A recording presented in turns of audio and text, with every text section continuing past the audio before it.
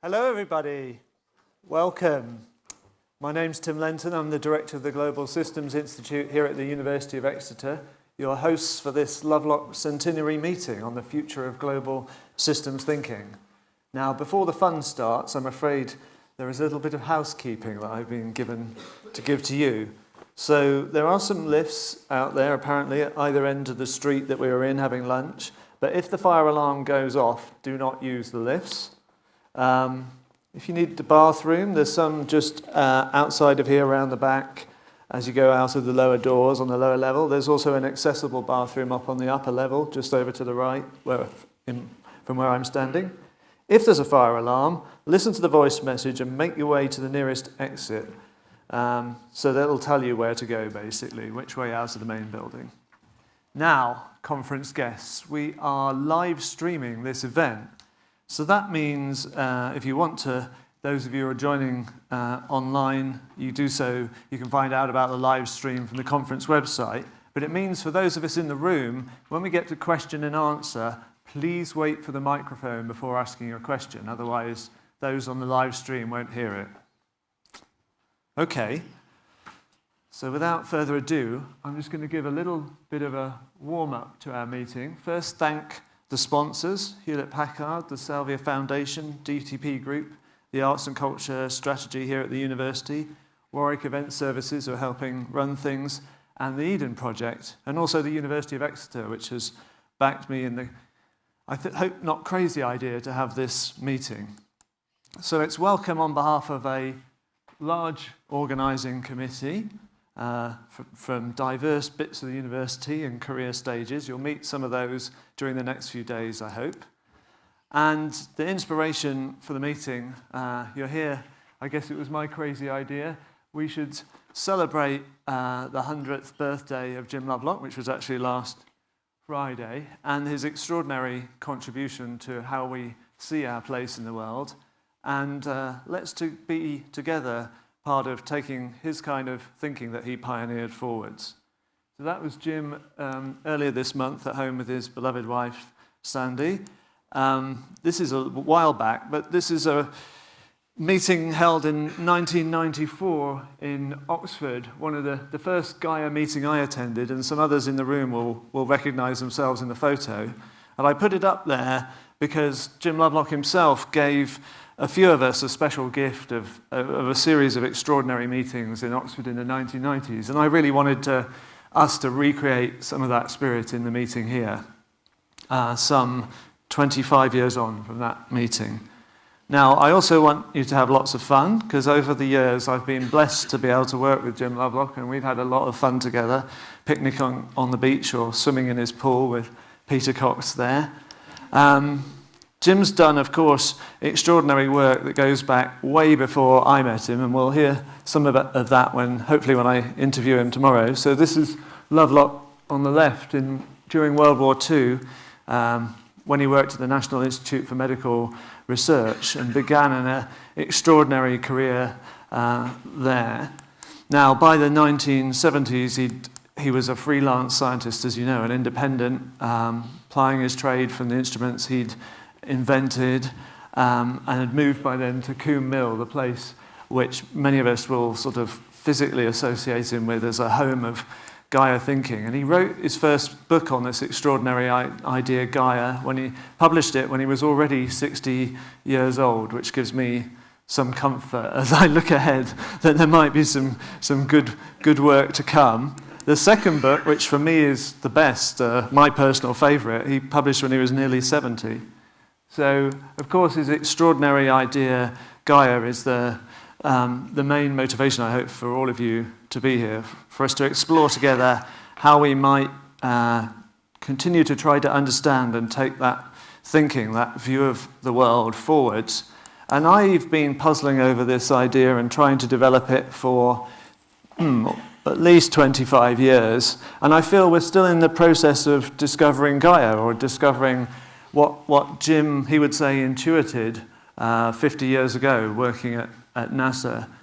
So even in just the last year, some of us have published a paper where we tried to understand and explain how it comes to be that living beings, agents interconnecting in networks starting 3-point-something billion years ago, have extended their influence in space and time so that they're now running, if you like, major parts of the cycling of the elements and influencing the climate of our planet. And there's been some kind of evolution of that extraordinary phenomenon.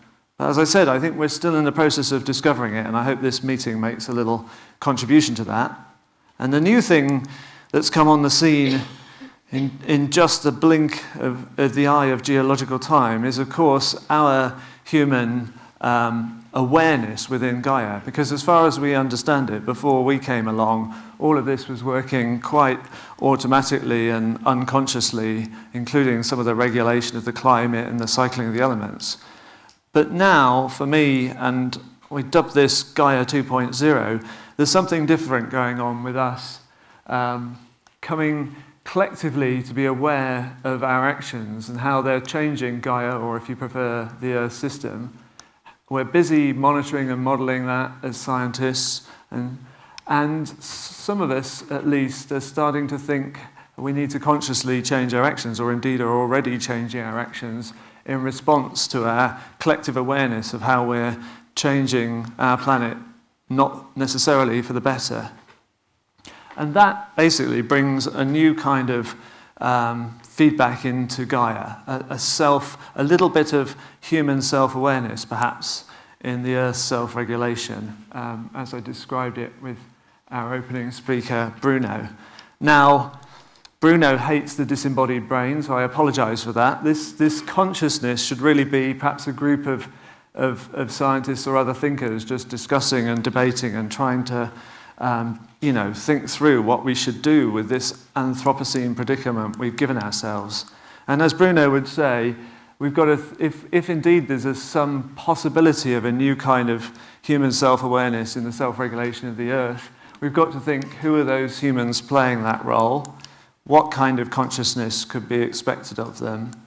And in particular, what things might we learn from the original Gaia if we wanted to create a better, sustainable, flourishing future for some 9 billion of us who will be on the planet in the middle of this century? So what would a flourishing Gaia 2.0 look like with a little human self-awareness in the Earth's self-regulation? Well, I hope we'll be discussing and debating that here for a couple of days.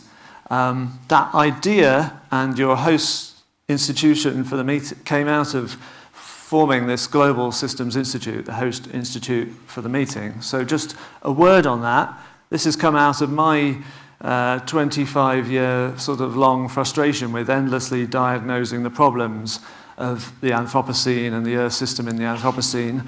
I became convinced that we need to create a place and a space where we can also use our deep understanding of these global systems to work towards solutions, I hope, or to a better future. So in simple terms, for those of you who aren't Exeter folk, we're in the process of bringing you together today, but also co-locating a whole bunch of new and existing faculty here at the university.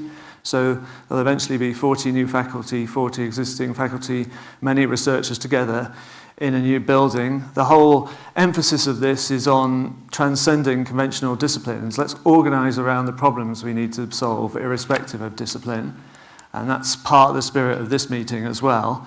We'd like to be a thought-leading place with you, and I hope this meeting is the beginning of that, where we look beyond kind of single environmental issues and try to take a Lovelockian, a systems understanding of all the coupled global changes we're creating in Gaia and the Earth system. And I think we need to get action-oriented, so we need to use that understanding to help identify some positive steps we can take to build a better future. So we're, of course, an educational institution, and we want to educate a new generation of leaders and agents of change. And, of course, we're not going to do this alone. So I'm glad you're here. We want to network with partners who want to be part of a better future. So just to briefly introduce the journey I hope we're going to go on in this meeting. Well, today we're going to look back a little at the history of Gaia, the whole history of the planet, but also the history of this kind of thinking. And then we're going to have a buzzy panel on what we can learn from Gaia towards Gaia 2. And then tomorrow, a bumper day, we'll start with reassessing where Gaia is in the Anthropocene. Then we'll have an interview with the man himself. Then move into how new science is opening up our sensing of this world and of other worlds. And then have a creative breakout session before the inevitable party, the conference dinner. And then on the final morning, we'll switch into the mode of let's talk about how we can tip some transformative change for the better and how we can create, hopefully, a better Gaia 2.0. And with that, I'm going to hand over to Bruno Latour to be the real opening speaker of the meeting. Over to you, Bruno.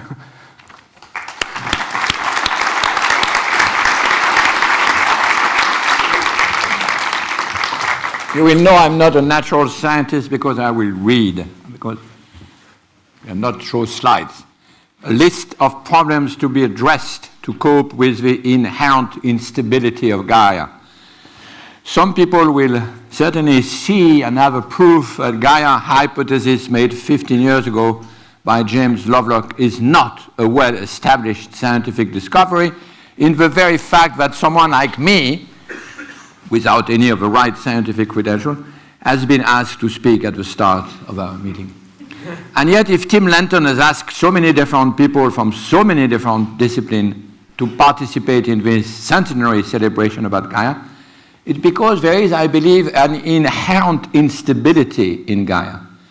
And this is why it might not be completely odd to have someone from the social sciences and the humanities talk to you. In the humanity, as you know, we are very good at ambiguities, instability, unsettled, and when there is not enough of it, we add some. There is clearly an instability in Gaia taken as a phenomenon. First, because Gaia is a historical entity with a constantly moving set of events, and it has historicity, as we say in our jargon. And second, because the discussions about Gaia have emerged in the much disputed epoch of the Anthropocene, another kind of world I'm not going to talk about. Whenever Gaia, the phenomenon, is brought in, it immediately related to long-term history and short-term emergency. Mentioning Gaia, I'm sure you have the experience, is always raising an alarm, hence a double source of instability. But there is also an inherent instability in Gaia as a concept. Many of us here have written, which is very amusing, books about Gaia. But if we were spending 2 weeks together, secluded in this room, to find a definitive, undisputable, and shared definition of what we mean by Gaia, it's fairly clear to me that we will not be able to do so. Am I wrong on that? We will see. I remember the videos at the end of the London Science Museum about Lovelock. There was an exhibition a few years ago. Each of the videos had a completely different and contradictory message about what Gaia was and meant. In Sébastien Dutreuil's extensive historical reconstruction of Gaia discovery and reception, there are about 5 different threads: theory, hypothesis, philosophy of science, worldview, research program, in order to follow the way Gaia has spread or has been interrupted. So many of you, I'm sure, faced with such a confusion, have resorted to what I call a strategy of selection and sorting. I've done it a lot myself. So you say, well, my Gaia is the Gaia of Lovelock's first book. We just heard it. Not what happened after that. Or Gaia is really one other name for Earth system science, or forget about the mythological name, this, what I call a poisonous gift given by Golding, and use it an acronym. I tried that, like a GAIA, Geophysical Agent Integrated Analysis. I'm sure it would have been much better for Gaia. Or Gaia is a strictly scientific notion. Okay, we tried everything to circumvent what we like in Gaia and rejected the rest.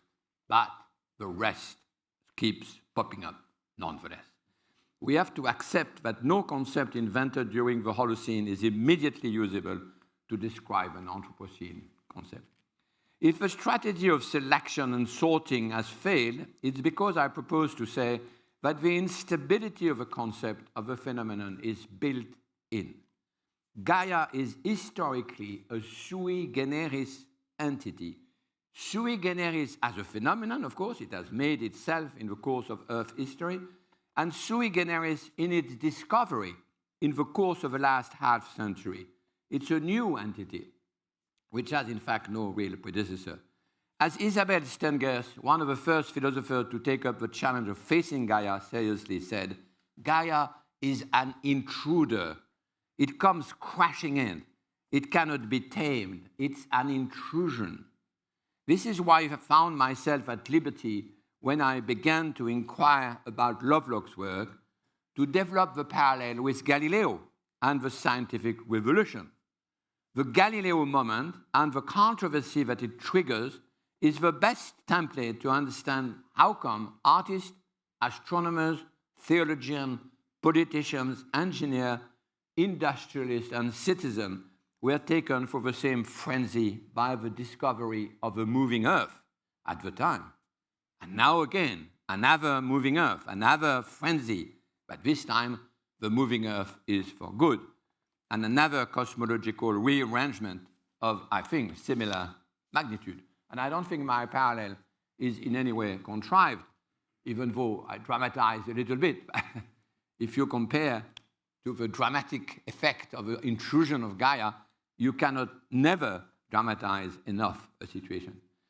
Because of its powers of intrusion, I think we should accept that Gaia has a capacity of gathering and attracting different and contradictory people and discipline, which is inversely proportionate with its powers of convincing the establishment, so to speak, or at least with its ability to be integrated in the canon of science. It's very interesting. It gathers a lot of people, but it's not actually, we had an example this morning, which was quite interesting. Last Friday, the celebration of James Lovelock's 100th birthday was a good illustration of its inverse relation. 200 people were attending, moved, and their life and scientific worldview transformed, but none of the speeches mentioned this or that technical aspect of Gaia as their main source of interest or emotion. This doesn't mean people talked about psychology or spirituality. No, but they integrated the technical aspect into something else. And this something has intruded into their life, and that is still puzzling them. And I think puzzling all of us here. I guess there is a certain powers of attraction and conversion that changes everything without people exactly able to declare what it is. So the inherent instability of Gaia as a phenomenon and Gaia as a concept is replicated and vastly expanded by the instability of a reception of Gaia by each of the members of this audience and the public at large. I certainly think the same. I don't think facing Gaia, you can face Gaia and get out of it immune. I think there is something which is too strong here. That's what intruders do. They crash in, they terrify, they direct attention and attract everything in their wake. And we are the one who try to cope with this triple source of uncertainty. Is this an honest description of the audience today or not?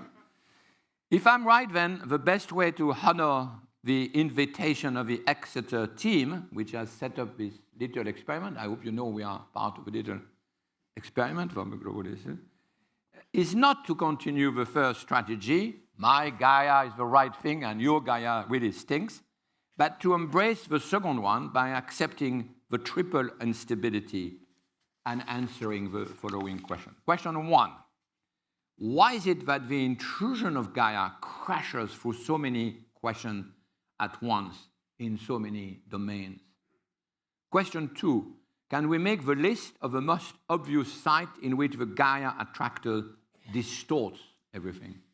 And once the list is made, question 3, can we domesticate the intruder in a way that is less traumatic? And that's, of course, what Tim Lenton did by using the expression 2.0, as if the problem was solved, as if we knew anything about Gaia 1.0. But that's a clever move. It says, well, the problem is solved, now you guys, you solve it. So in the few remaining minutes, I want to start the list, and of this, my list, and you will add. First, the Gaia hypothesis is the greatest way to debunk and criticize the notion of global scale. I think something which is not understood well enough. And this because it simultaneously concerns by disturbing the two extreme points of the biggest and of the smallest. This is how I came to Lovelock from actor network theory. Here was a way to generate the biggest atmosphere, acidity of the ocean, etc., temperature, through the smallest agency, mainly bacteria for most of the long-term history of the Earth. That's where the connection between Margulis and Lovelock is so essential and so radical. Both have contested scales and built a completely different path to generate differences of scale without the Russian doll model used usually in model building and especially, of course, in social science. For Gaia is even more networky than the extremely confusing notion of society I've criticized for many years. A key feature for Gaia 2.0, because we need to know in which sort of collective we are going to be. There is one Gaia, but Gaia is not one, as we saw from a beautiful slide of that Tim presented a minute ago. Gaia, the second point, Gaia has come crashing in biology, and to an extraordinary degree from the beginning. Even though biologists, especially Darwinists at first, behave as if their notion of biology could be sort of adjusted to the novelty of Gaia, it's not the case. It's a nice case, actually, of trying to put old, new wine into old skins. Margulis at the cell level and Lovelock at the planetary level are requesting a redefinition of what life means and what the self means. This is why the Earth is alive, the search provocation of Lovelock, is very misleading as long as we don't define, or we define, what alive means. And others are much better placed than me to develop this item of this. But it's really a very key question for our understanding of Gaia 2.0 because it's at the heart of the notion of agency. The third item in my list is intentionality, our goal function, the point that Tim just mentioned. And of course, it's a can of worms. The most provoking element in Lovelock's thesis has been the proposition, as you know, that life has a goal in the sense that it works to protect its own continuing habitability and keep it maintaining it against perturbation over aeons of time. Of course, the provocation was badly understood at first because scientists of a Galilean mode believe that mechanistic explanation requires no goal function at all. And we had forgotten that mechanistic philosophy had been invented earlier by theologians to describe how God rules the world and made it, that is, as an engineer. So if you drop God and you transformed it into a blind watchmaker, it's blind for sure, but it's still a maker. And the point that is never understood in Lovelock is that it's because he's not mechanistic that it's less providentially oriented than other theory. It's because he's not mechanistic, but it's less providentially oriented. This is a source of a misunderstanding with the biologist, and including, of course, with the neo-Darwinian account of evolution through the fully providential agency of natural selection. Sorry to say that in England. I know you should never criticize Darwin, but Gaia is a secular entity. It's another parallel with Galileo, which interests me a lot. It's another definition of secular. This is a key question for Gaia 2.0 because it's not the case that with the advent of the Anthropocene, human consciousness will finally take over the task of directing evolution. This is why I criticize the brain that Tim showed on that. Suddenly the brain arrived and there is direction. This would be an extraordinary, arrogant idea. Evolution has always directed itself. That's what sui generis means.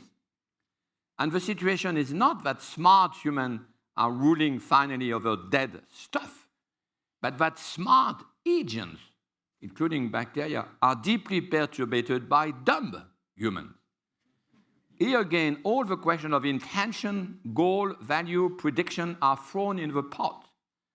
Holocene-trained humans are on average extraordinarily ill-prepared to be able to master anything, especially a planet. This is the famous quote by Lovelock about the goat, that he would never imagine humans to be a good mastering the planet no more than a goat will be a good gardener. forgot exactly the quote. This leads, of course, to the next big question on my list, namely that of Gaia as a new form of body politic.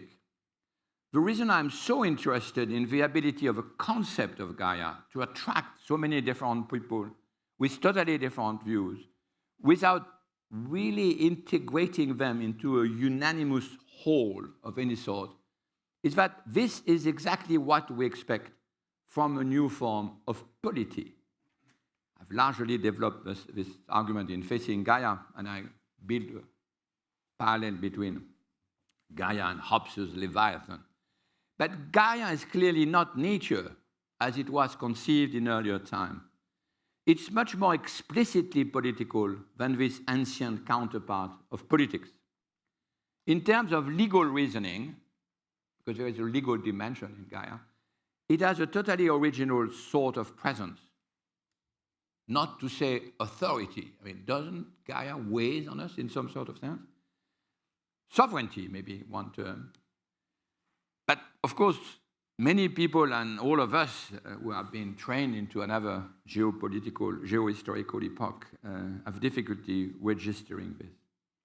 The parallel with ancient civilization or contemporary non-industrial society, of course, has a lot of appeal, but the appeal remains superficial because no collective, no ethnic of any sort, no nation state had to absorb something like the intrusion of Gaia in the Anthropocene. In the foreseeable future, we will live inside a new political entity. It has no institutional constitution of any sort. And that's another source of instability. Well, the list could go on, but in the few minutes left, I still have two. Let me try two of them. And one might not be so important for this audience, except one or two of them, which I think is crucial, which is how Gaia came crashing into religion, especially Christian religion. It's Christianity that has constantly preached for apocalyptic dimension and appealed to the novus ordo secularum, the new earth. It's a constant theme of Christianity. I'm now not simply speaking of a typically English obsession with natural religion, but with a more basic question having to do with our earthly condition. In dogmatic terms, it means something like this.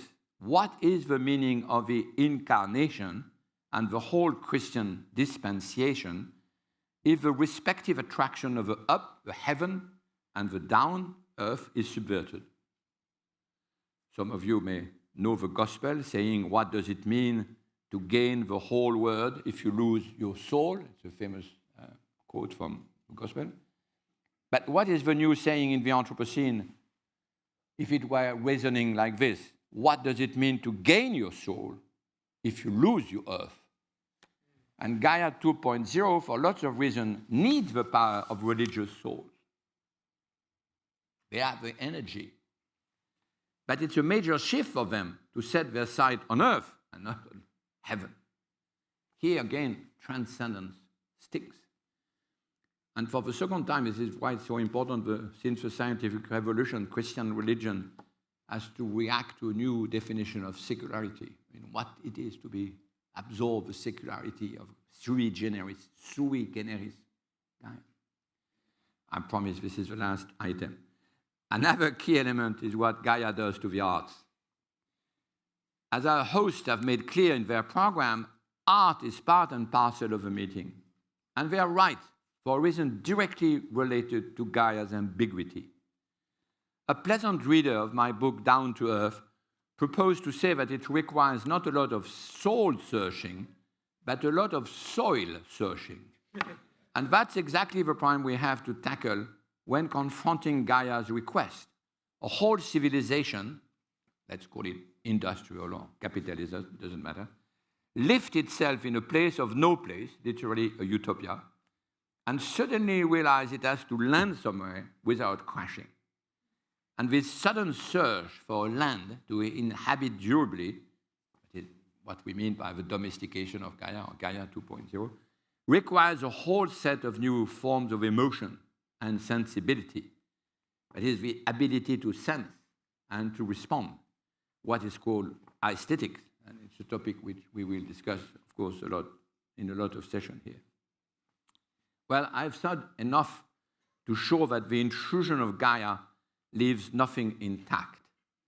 But we are, in a way, fortunate to have to face such an intrusion.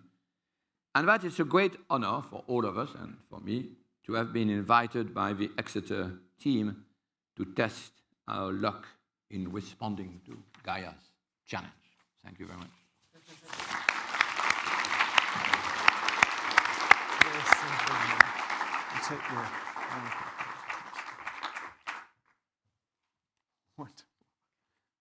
Thank you for that fantastic opening, Bruno. We're gonna press on to the next full session, I think, although I might immediately get in trouble for not opening it up to questions. But I'm looking for the clock and I can't see it anymore. But Bruno's given me his mic back. So let's move on to the session, which is going to be on the Gaia and the history of global systems thinking. I'm going to give Lee the mic to get set up while I briefly introduce him. And Lee Kump, as some of you will know, is the lead author of a text on the Earth system that's now, and I can't remember which number edition, heading for number 3 or 4 now, yeah. And it comes from Penn State University, where he's been teaching and researching Earth system science, one of the first places to do it since when? The late 80s, I guess. So over to you, Lee. The floor is yours, and you're going to tell us a bit about your historical journey, I think, with Bob Garrels and also Jim Lovelock. So for you, this is what you need, backwards, forwards, and the pointer. Okay, thank you. Well, thank you very much, Tim. It's wonderful to be here and to meet with this group and to follow up from Bruno Latour. I think I'm one of those people who's been fascinated with the technical aspects of the Gaia hypothesis, but drawn in much more broadly. And so I'm also early on in the program, and I'm starting to feel my age too, because I guess we're trying to dig down deep into the origins of the Gaia hypothesis and how Jim drew us all into this. And my story goes back actually to the early 80s when I was a graduate student at the University of South Florida with one of the people here in the title, Bob Garrels. So I want to tell you a little bit about Bob Garrels, how he came to know about Lovelock and how he drew me into Gaia in those days. And it was definitely an intrusion, very disruptive to the geochemical community from which I was being born at the time. So I thought maybe, though I have global cycles in the title, and I'd give you sort of a modern view of one element cycle. So biogeochemists think about the cycling of the elements, the movement of the elements between different reservoirs through a variety of processes.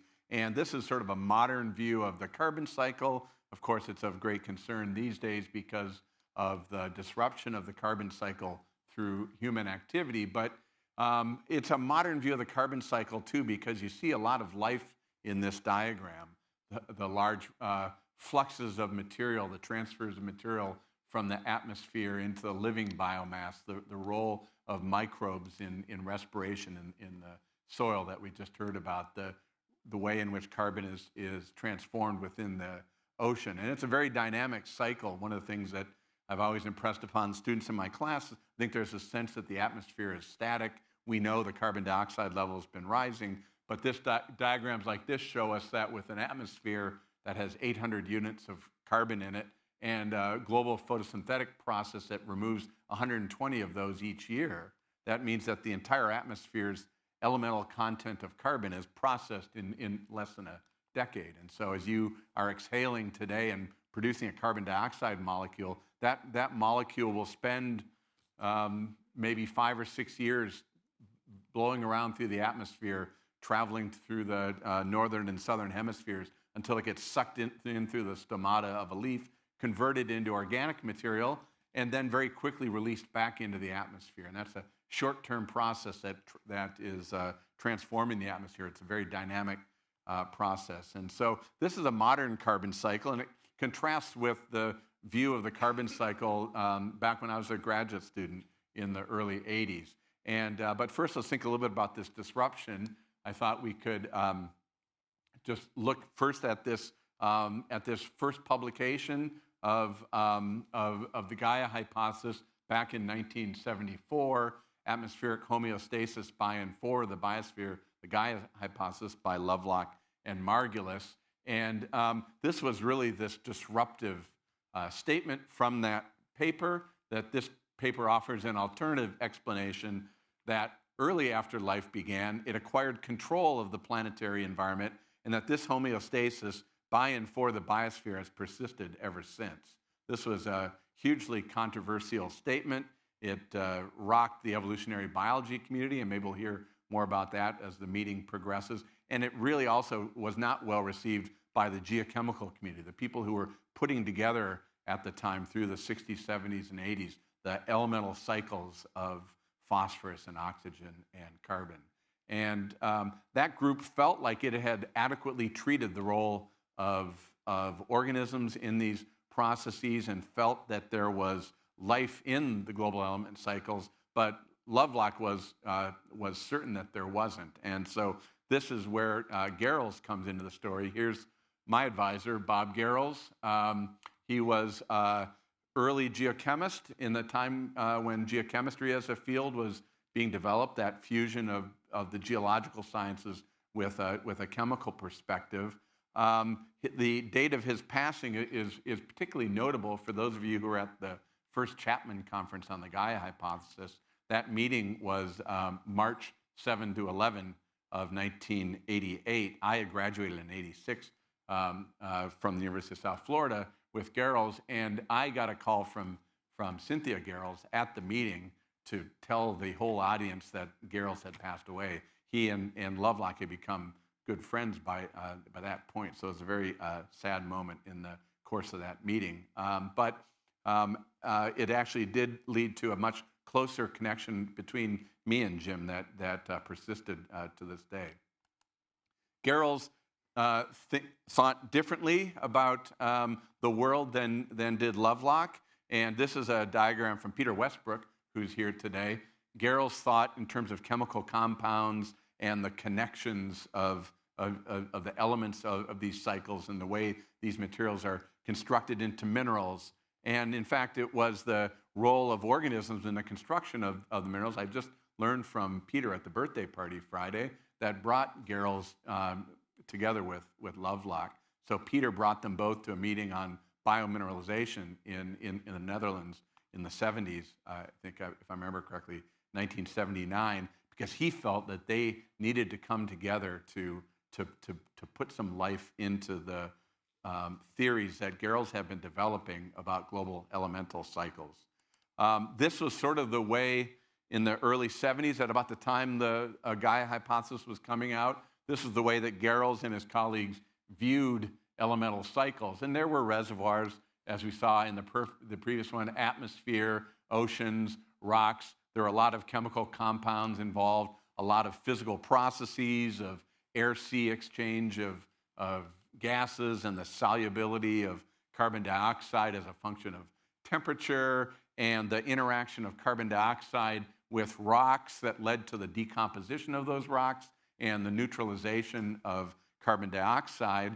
And you'll see, actually, there's a biosphere in here. So there was, from Garrels' point of view, from his contemporary geochemists, a strong sense that they had incorporated life into these biogeochemical models quite well. The interest, I think what interested Lovelock in this approach was that they were not just interested in the flow of materials, but they were interested in what regulated important environmental variables like the carbon dioxide content of the atmosphere, leading to the greenhouse effect and global temperature. So this community, anyway, was already thinking about global control of environmental conditions, in particular through the regulation of the carbon cycle with its feedback through rock weathering. And in fact had some life in there because life photosynthesizes and organic material is stored in rocks. Well, anyway, so where do I come into this? Turns out, so here's a picture of the three of us, Garrels, myself, many years ago, and Lovelock. This is actually at my dissertation defense. But prior to that, Garrels announced that Lovelock would be coming. I had to read everything that Lovelock had ever written before he arrived, and I was to be the mediator of a discussion between them because Garrels was claiming that he already had incorporated Gaia into his box models of the global carbon cycle. Lovelock thought he was all washed up, and he had no Gaia in those box models whatsoever. And I was supposed to, I think what Garrels wanted me to do was to convince Lovelock that, in fact, he had put Gaia in there. But it was quite a challenge as an early graduate student. So I did all of that reading, and we went through that, and I'll show you some of the results of that. At my dissertation defense, I had just received a job offer up at Penn State. And Lovelock spent the evening trying to convince me not to take the job. And I'd just gotten married, and we had plans for families, and now I had a steady job and at a good academic institution. And he said, oh, they're not going to let you do what you want to do. They're going to make you do things. For example, they will never let you have a course with Gaia in its title. And the very first thing I did when I got to Penn State is I went through the faculty senate, and my first course I ever taught, Earth 2, was called Gaia. And I sent him a copy of the course catalog so he wouldn't be as disappointed in me. He also, by the way, we spent the night trying to invent a Gaian thermostat for the home. And this was one, as you'll see, was dealing with these trade-offs between the furnace and its efficiency and our desire for particular temperature in the home. And we thought this was going to be quite profitable. I even was able to set up a meeting with the president of Honeywell to pitch this one, but unfortunately my mother came along on that meeting. And when I described to the president of Honeywell that there'd be a trade-off between what we wanted, we may want 72, but given the conditions, the thermostat might want to have 68 in the winter. My mother said, Lee, when I want 72, I want 72. And the president of Honeywell said, you know what, I think she's right. Sorry, son. That was the end of my entrepreneurial career. Jim would have done a better job. I'm surprised no one's invented the Gaian thermostat since. Well, anyway, so I dove into this, and my thesis when I led this meeting was related to what eventually what had become the daisy world parable of Watson and Lovelock. And I forgot, I pasted this in. This is the Gaia, the Earth System class that we have on the Penn State course catalog.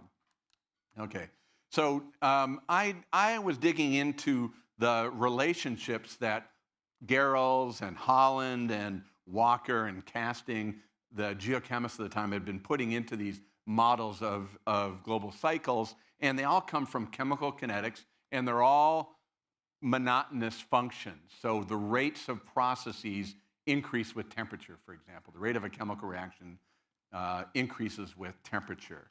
And then I saw what Watson and Lovelock were talking about, and they were all about parabolas.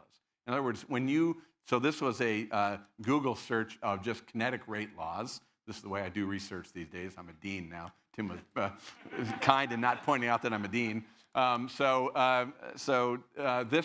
This is life's rate laws. These are physiological rate laws, and they're much less boring. And you see a lot of these functions that have optima. So life has minima, optima, and maximum temperatures.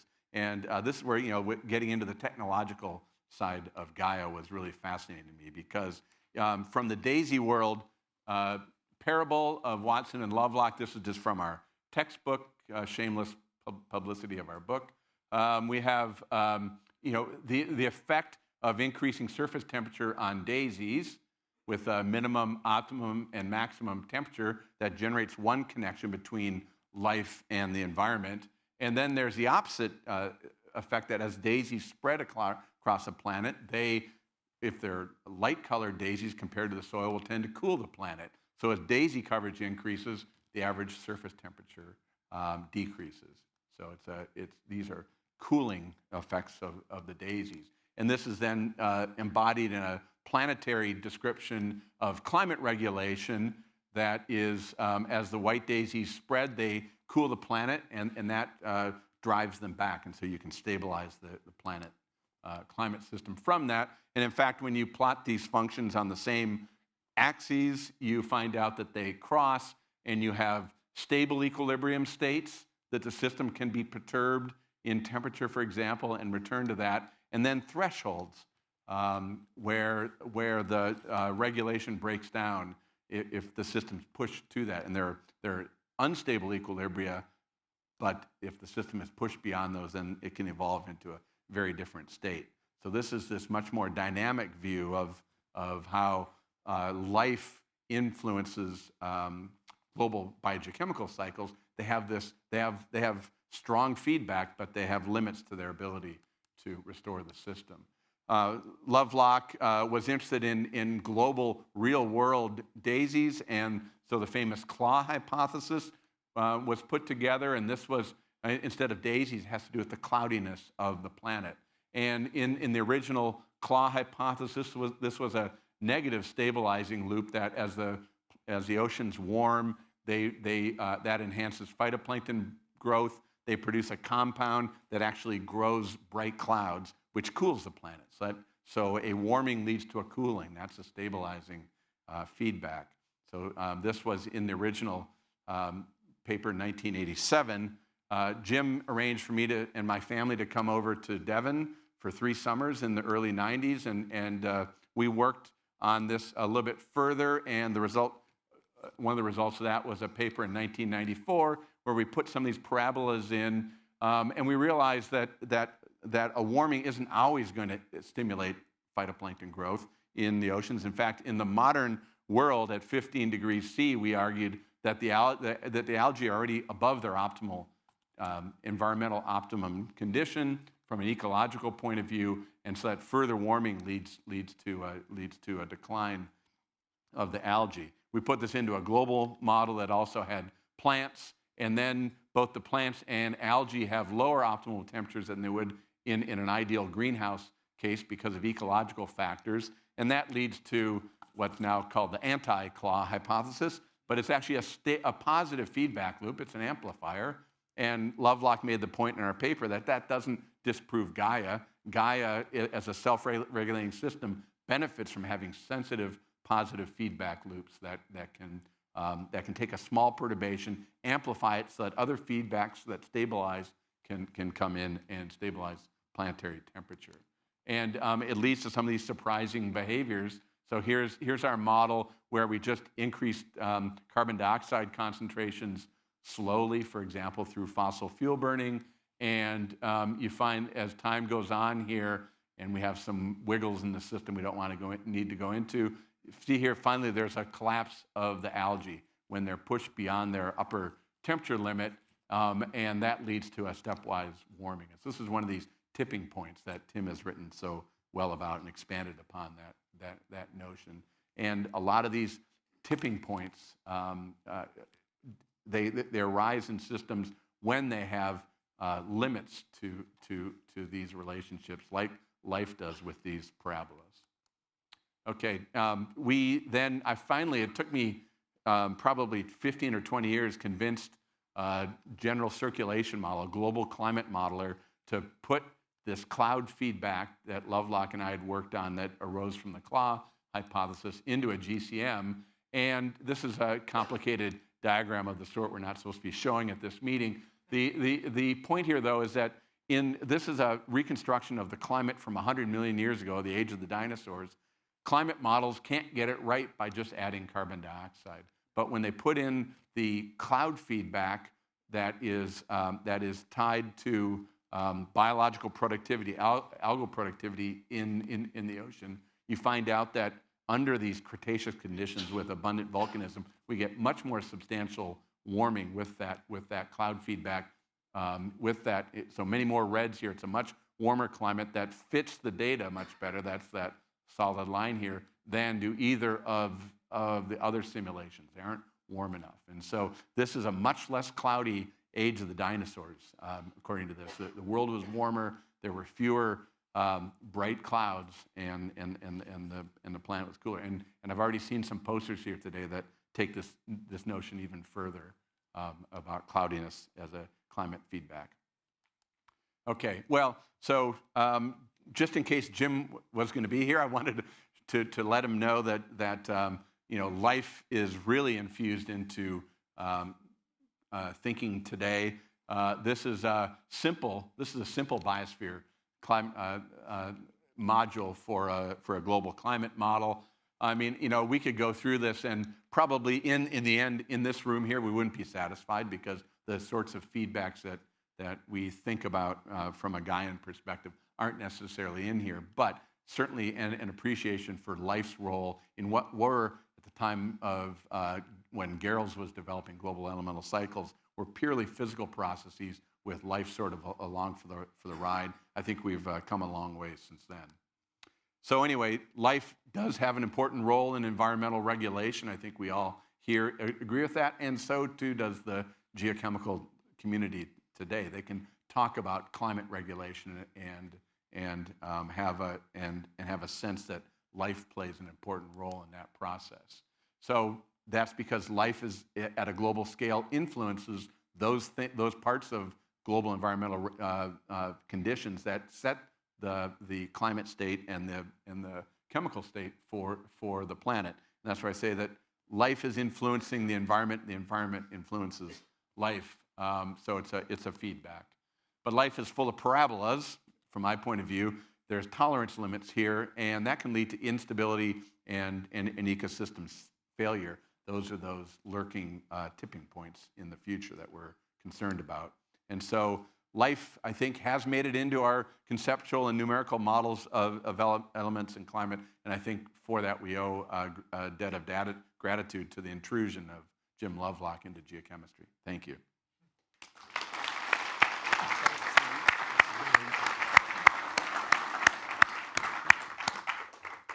Now we've got some time for questions. I might have to be one of the microphone runners, but Pete's going to help me out. Who'd like to ask Lee a question? Yo, David down at the front to start with, please. The role of clouds, what impact really does life necessarily have with the cloud cover that you pointed out in the Cretaceous, or let's say further back in geological time? Is it necessarily driven by some byproduct of life, or is it the physics of the atmosphere? Well, I mean, in this particular version of that, it's a direct role of the algae in the production of compounds, dimethyl sulfide in this case, that's produced by a variety of organisms, algae and bacteria, that is a byproduct of their metabolism, and that then escapes into the atmosphere and generates small droplets on which clouds can form. And in the modern ocean, that's one species dominates the production of that, E. huxleyi, something that Peter Westbrook has studied for a long time. But this is, but there would have been other organisms that did this in the past, and so it's a gaseous product that turns into a droplet around which clouds form, and so there would be roles like that on the ancient Earth, but the hypothesis is much less production. I mean, it turns out that today, if you take away pollution, that if you just take away the aerosols that we produce through pollution, there's already a substantial cooling that would happen, so that there's been warming just through the, I mean, there'd be warming as a result of that. So there's been cooling because of the production of cloud condensation nuclei by life. But then when you warm the surface ocean, you get into this positive feedback that leads to even less cloudiness. I can see one hand there. Peter Liss. Can I just have a show of other hands who wants to ask some questions? Yeah. Peter Liss, University of Exeter. Can I just develop a little bit on the claw hypothesis, which Lee mentioned?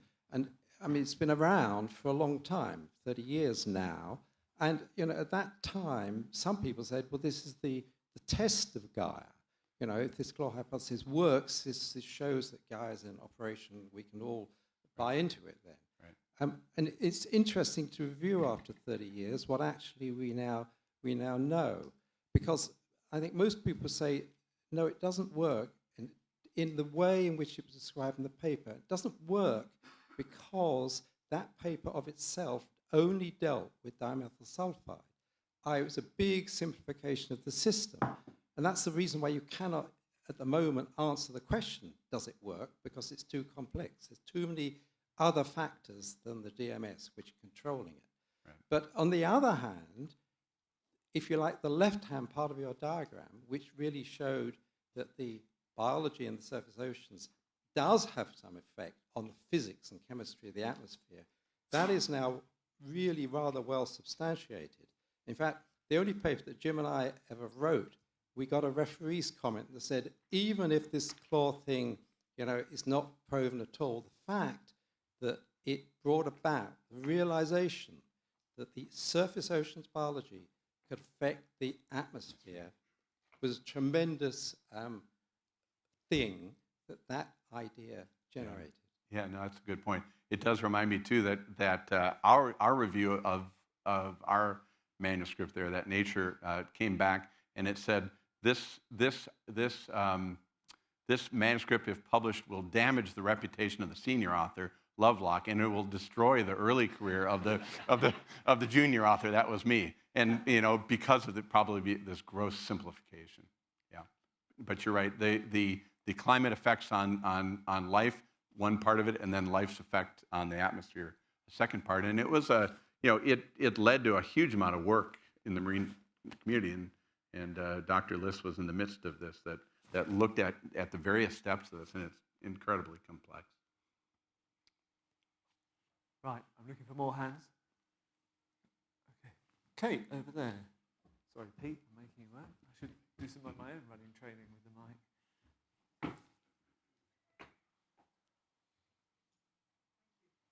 mic. Is that on? Yes. May I ask a question for Bruno Latour? Sure. I will cede the... Thank you. Kate Rolls. Bruno Latour, I was very taken with your notion of Gaia theory as an intruder crashing into all of these domains of life. But I guess we often think of intruders as primarily negative. So I wondered whether you thought the Gaia theory had some negative impacts on our different ways of thinking, or whether this is an entirely positive intruder. So the question, Bruno, was essentially intruder in English, at least, seems quite a negative thing, like a burglar in your house. It is. Well, that's what Isabel meant, yes. I'm sorry, Kate. I'm translating because Bruno's taking his hearing aid out. So. Yes, it is. Isabel Stenger's mean the intruder in the English sense of the word. I mean, what crashes? Burglary. It's a violent burglary. Is this what is your question? The question was about trying to understand the notion of a positive intruder, and whether you think the Gaia theory has been entirely positive, or whether it also had some negative impacts as it crashed into these different domains of thought. Right. Well, that's basically the research question, which is around the very enigmatic terms of Gaia 2.0, right? I mean, this is the idea that once we have absorbed the novelty of the intrusion, we should be able to live with it, but on the condition of many, many changes in all of the different disciplines which have been crushed by the intrusion, right? I mean, yeah. And when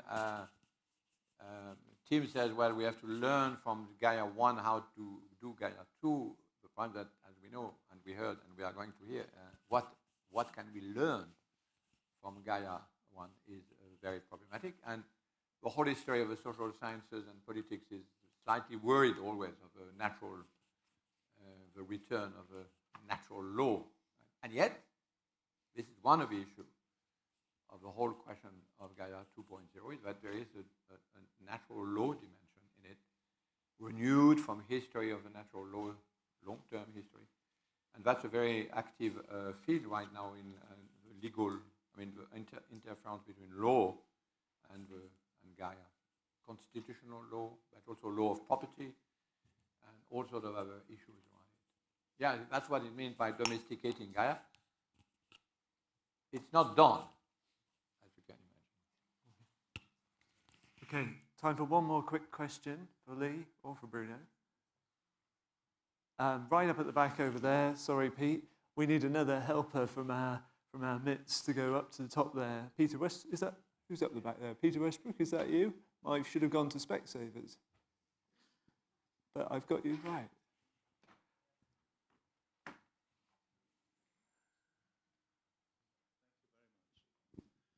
I was thinking about the crashing indeed, but I think in reality it went the other way around, because civilization is so different from Gaia, and it is actually Gaia or civilization intruding Gaia in the past, and we shouldn't forget that historically it went that way.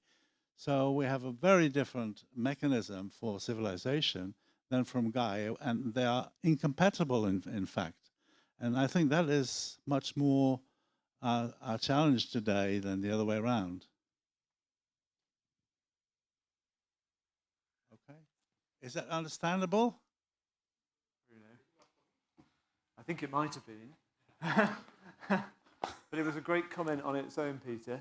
Okay. I'm looking at the clock up here, which the speakers get to admire. I'm going to leave that hanging, if that's all right, and introduce our next speaker, who's come from the University of Oxford, Professor Ros Rickaby. And there's a lovely segue, I think, from Lee's talk into some of Ros's territory. I've always been excited by Ros's work on some of the living things of Gaia, especially the algae of the oceans.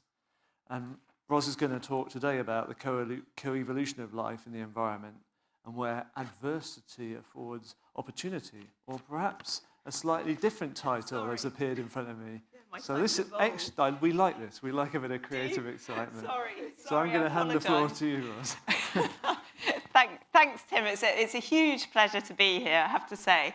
And it's been a huge pleasure actually trying to put this talk together, because it's really taxed my brain cells actually to try and put what I've been researching into the context of Gaia.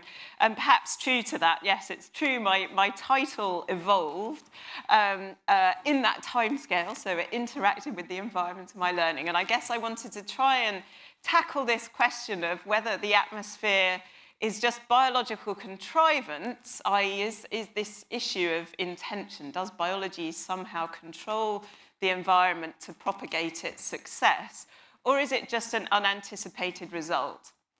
And this comes, again, I think Lee mentioned some of Jim's very early work, where I was really struck by this disequilibrium that we have in the atmosphere of our planet today. So there is no sense at which we would predict the composition of the atmosphere of the Earth just from its position in the solar system. If we were to sort of average Venus and Mars, this is what we would predict for the CO2, the nitrogen, and the oxygen content.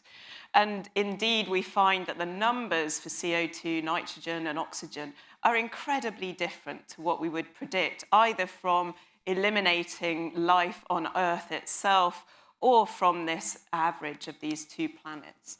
So the fact that we have considerable oxygen in our atmosphere tells us that something is happening and that we think that that thing is life.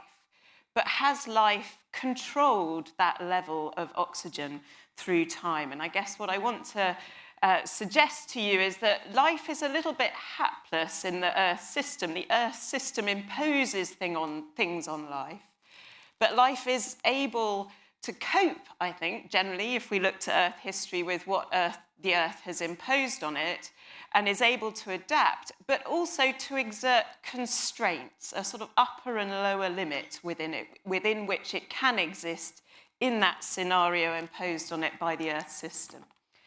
So I've said I'm going to talk about oxygen in a kind of very, very take your glasses off and peer at Earth history. Then we would sort of see an evolution of Earth's atmosphere looking something like this, with rising oxygen going up to our modern day levels of about 21%. And we think carbon dioxide has come down through Earth's history.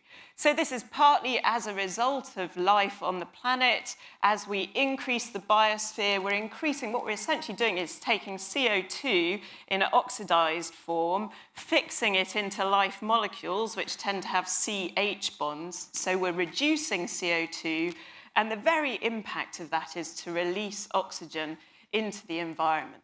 So this is being driven, we think, in part by life, or at least in part by burial of reduced organic matter, and that burial of reduced organic matter also contributes to drawing down CO2.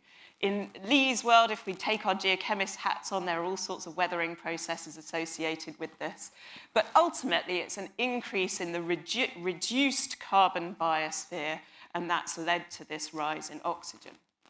And of course, the question that Lovelock was looking at is that if we look through Earth history here, we know we've had life probably back 4 billion years worth of life history on the planet. It's the origin back here, and various geochemical signals. I guess the curious thing about the advent of oxygenic photosynthesis and the rise of oxygen in the atmosphere being driven by the cyanobacteria was where life actually impacted all other life on the planet at that time. Perhaps you might think a little bit like the Anthropogene today.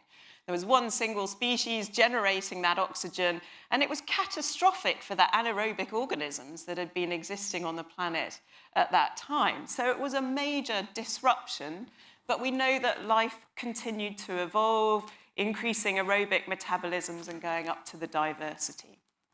So the question is, how has that oxygen then been stabilized through time? What are the negative oxygen-dependent feedbacks that can stabilize oxygen, and are they biological? If you read the geochemical literature, you would probably think that actually the majority are geochemical.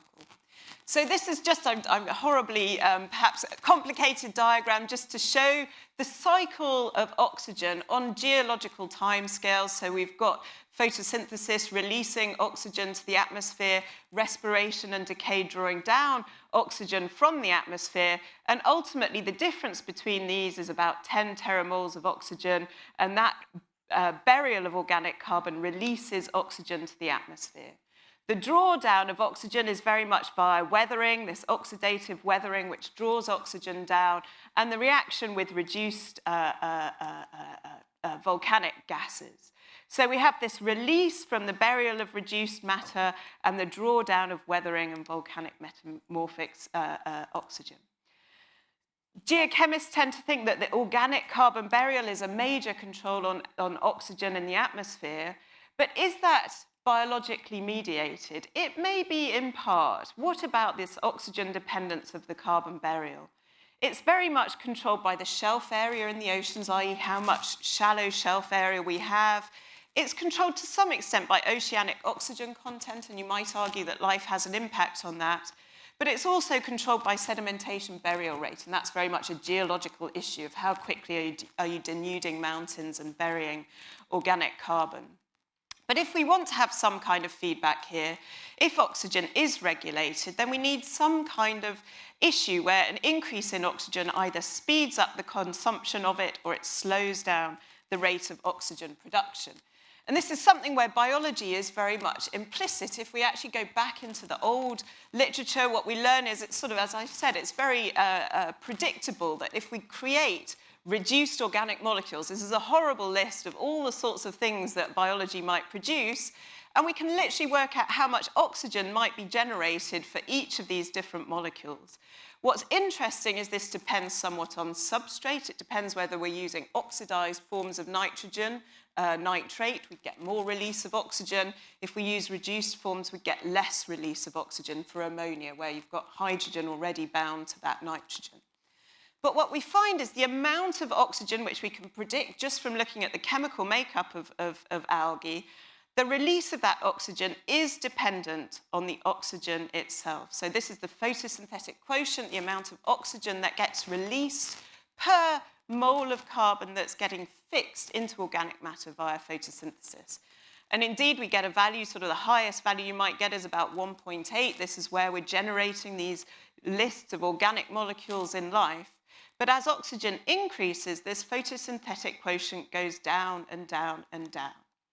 So there is a negative feedback on photosynthesis itself that says that as oxygen increases, the amount of oxygen you release through photosynthesis decreases. And so this is what this is related to is photorespiration, that back reaction that occurs in algae because they're photosynthesizing or fixing carbon via this enzyme ribisco. Now, ribisco is the most abundant enzyme on the planet. We think it's because it's inefficient. So as well as catalyzing the carbon dioxide fixation into sugars that then fuel life, it also is able to catalyze the back reaction of those sugars which burn up with oxygen, so absorb oxygen. And so as oxygen increases, we see an increase in photorespiration, which reduces the amount of oxygen being released during this process of photosynthesis. And we can often characterize ribiscos by their efficiency, their ability to catalyze the forwards reaction relative to the ability to catalyze the back reaction. And the fact that ribisco is bidirectional, it catalyzes both production of oxygen and absorption of oxygen, leads to this idea of a compensation point. And the compensation point says that if we've got low oxygen concentrations, if we have a photosynthesizing organism in a closed system, it will generate oxygen, but as that oxygen builds up, it will start to catalyze the back reaction. And we reach a point where the production of oxygen is equal to the back reaction of oxygen. So the forwards reaction and the backwards reaction are equal, and we have no net release of oxygen. Now, what's interesting about this compensation point is it also plays out for carbon dioxide. So we can also find a point where the absorption of carbon dioxide is balanced, by the production of carbon dioxide through that photorespiration. So organisms have a compensation point where they literally don't go forwards or backwards. They reach a point where those two net reactions balance. And that compensation point also depends on environmental oxygen and carbon dioxide. And so what this figure is showing is, as we've got increasing oxygen concentration, this is the oxygen compensation point. But what we see is that's dependent on carbon dioxide. And the higher the carbon dioxide, the higher the compensation point. So there's immediately a biological link between oxygen and CO2. And we can think of this as representing an upper limit on atmospheric oxygen above which photosynthesis cannot take place. There's no net photosynthesis. And this level depends on either the oxygen or the carbon dioxide of the environment. And this idea is in the literature as a way of perhaps photosynthesis acting to regulate atmospheric oxygen. That perhaps these compensation points of C3 plants may be actually dictating. What's interesting is the compensation points of plants today is balanced at almost exactly our atmospheric composition of before industrial perturbations. And it's even been suggested that it's stabilized the planet over the last 24 million years or so. So whilst these compensation points are interlinked between these two key atmospheric gases, the curious thing is that if we go back to a time in Earth history where we had lower oxygen, that implies that the compensation point for carbon dioxide was also lower at that time, associated with that change in oxygen. We kind of don't think that's true. As I showed you, we think carbon dioxide has come down through time, oxygen has come up. So how can we try and reconcile, if I'm trying to argue that biology is somehow dictating the limits of the atmosphere, how can we reconcile these two things? And this comes down to ribisco specificity and the fact that ribisco itself has evolved through time. And that's what I want to try and show you in the next few slides. So we can actually look, and this is again a horrible slide. I'm sorry, I sort of went to the technical extreme, I'm afraid, and just showed, this is just showing you the biochemistry of photosynthesis at the compensation point. So what it allows us to look at is literally the stoichiometric relationship between oxygen and carbon dioxide when at that point of no net photosynthesis. And we can derive from this, actually, a relationship between the carbon dioxide at the compensation point, the oxygen at the compensation point, and the ribisco specificity. So this is the efficiency of the carboxylation to oxygenation of the enzyme that is catalyzing photosynthesis. And so in order to reconcile this fact that we think oxygen and CO2 compensation points go up and down together, we think that rubisco specificity must change and was lower in the past. So how has rubisco evolved, and what has the Earth system thrown at rubisco? And there's this wonderful paper just recently by Christensen Totten where they've tried to model what we know the Earth system has done to organic carbon burial, that key flux that potentially drives changes in oxygen and CO2 at the same time. It drives a rise in oxygen and a lowering of CO2. And they've used particular statistics to analyze a geological record of carbon isotopes. The geologists in the room will know what I'm talking about, but this is a way of measuring the size of that reduced burial carbon reservoir. And when they use statistical approaches, we've amassed lots of data now, they find these blips in organic carbon burial going from this carbon isotope record through time. What's interesting, this is associated with the time where we know there was a sort of great oxygenation event, and they think that maybe organic carbon burial could have changed by up to a factor of 2 at that time, teasing this out of this carbon isotope record. But there are 2 other blips in this record where there were pulses of organic carbon burial. We can argue about what might have driven them. But what's interesting in some of my work, I've been looking for change in the genes that express rubisco. And we've been looking for this idea of adaptive evolution, looking at this DN by DS method. So this is looking for silent versus non-silent mutations. So for example, here these are, if we change a UUA to a UUG, we get no change in the amino acid of a protein. So that's a silent mutation. If we take a GUU and turn it to an AUG, we do change the amino acid. So that's a non-silent mutation. And we can look across the genomes of algae in the ocean and try and reconstruct times where there's been a change in the amino acid sequence that has led to a change in the protein versus times when there's essentially neutral adaptation. And what's interesting, across the sort of phylogenetic tree, I don't expect you to be able to read any of this, but we can see these, the branches identified in pink here are where we see adaptive change of rubisco. And they cluster on a time scale at the same time as we see these blips in organic carbon burial. So my point is that the Earth system is driving change to the oxygen to CO2 ratio, but that in itself is driving adaptation in the rubisco, and we see this associated with each of these burial events.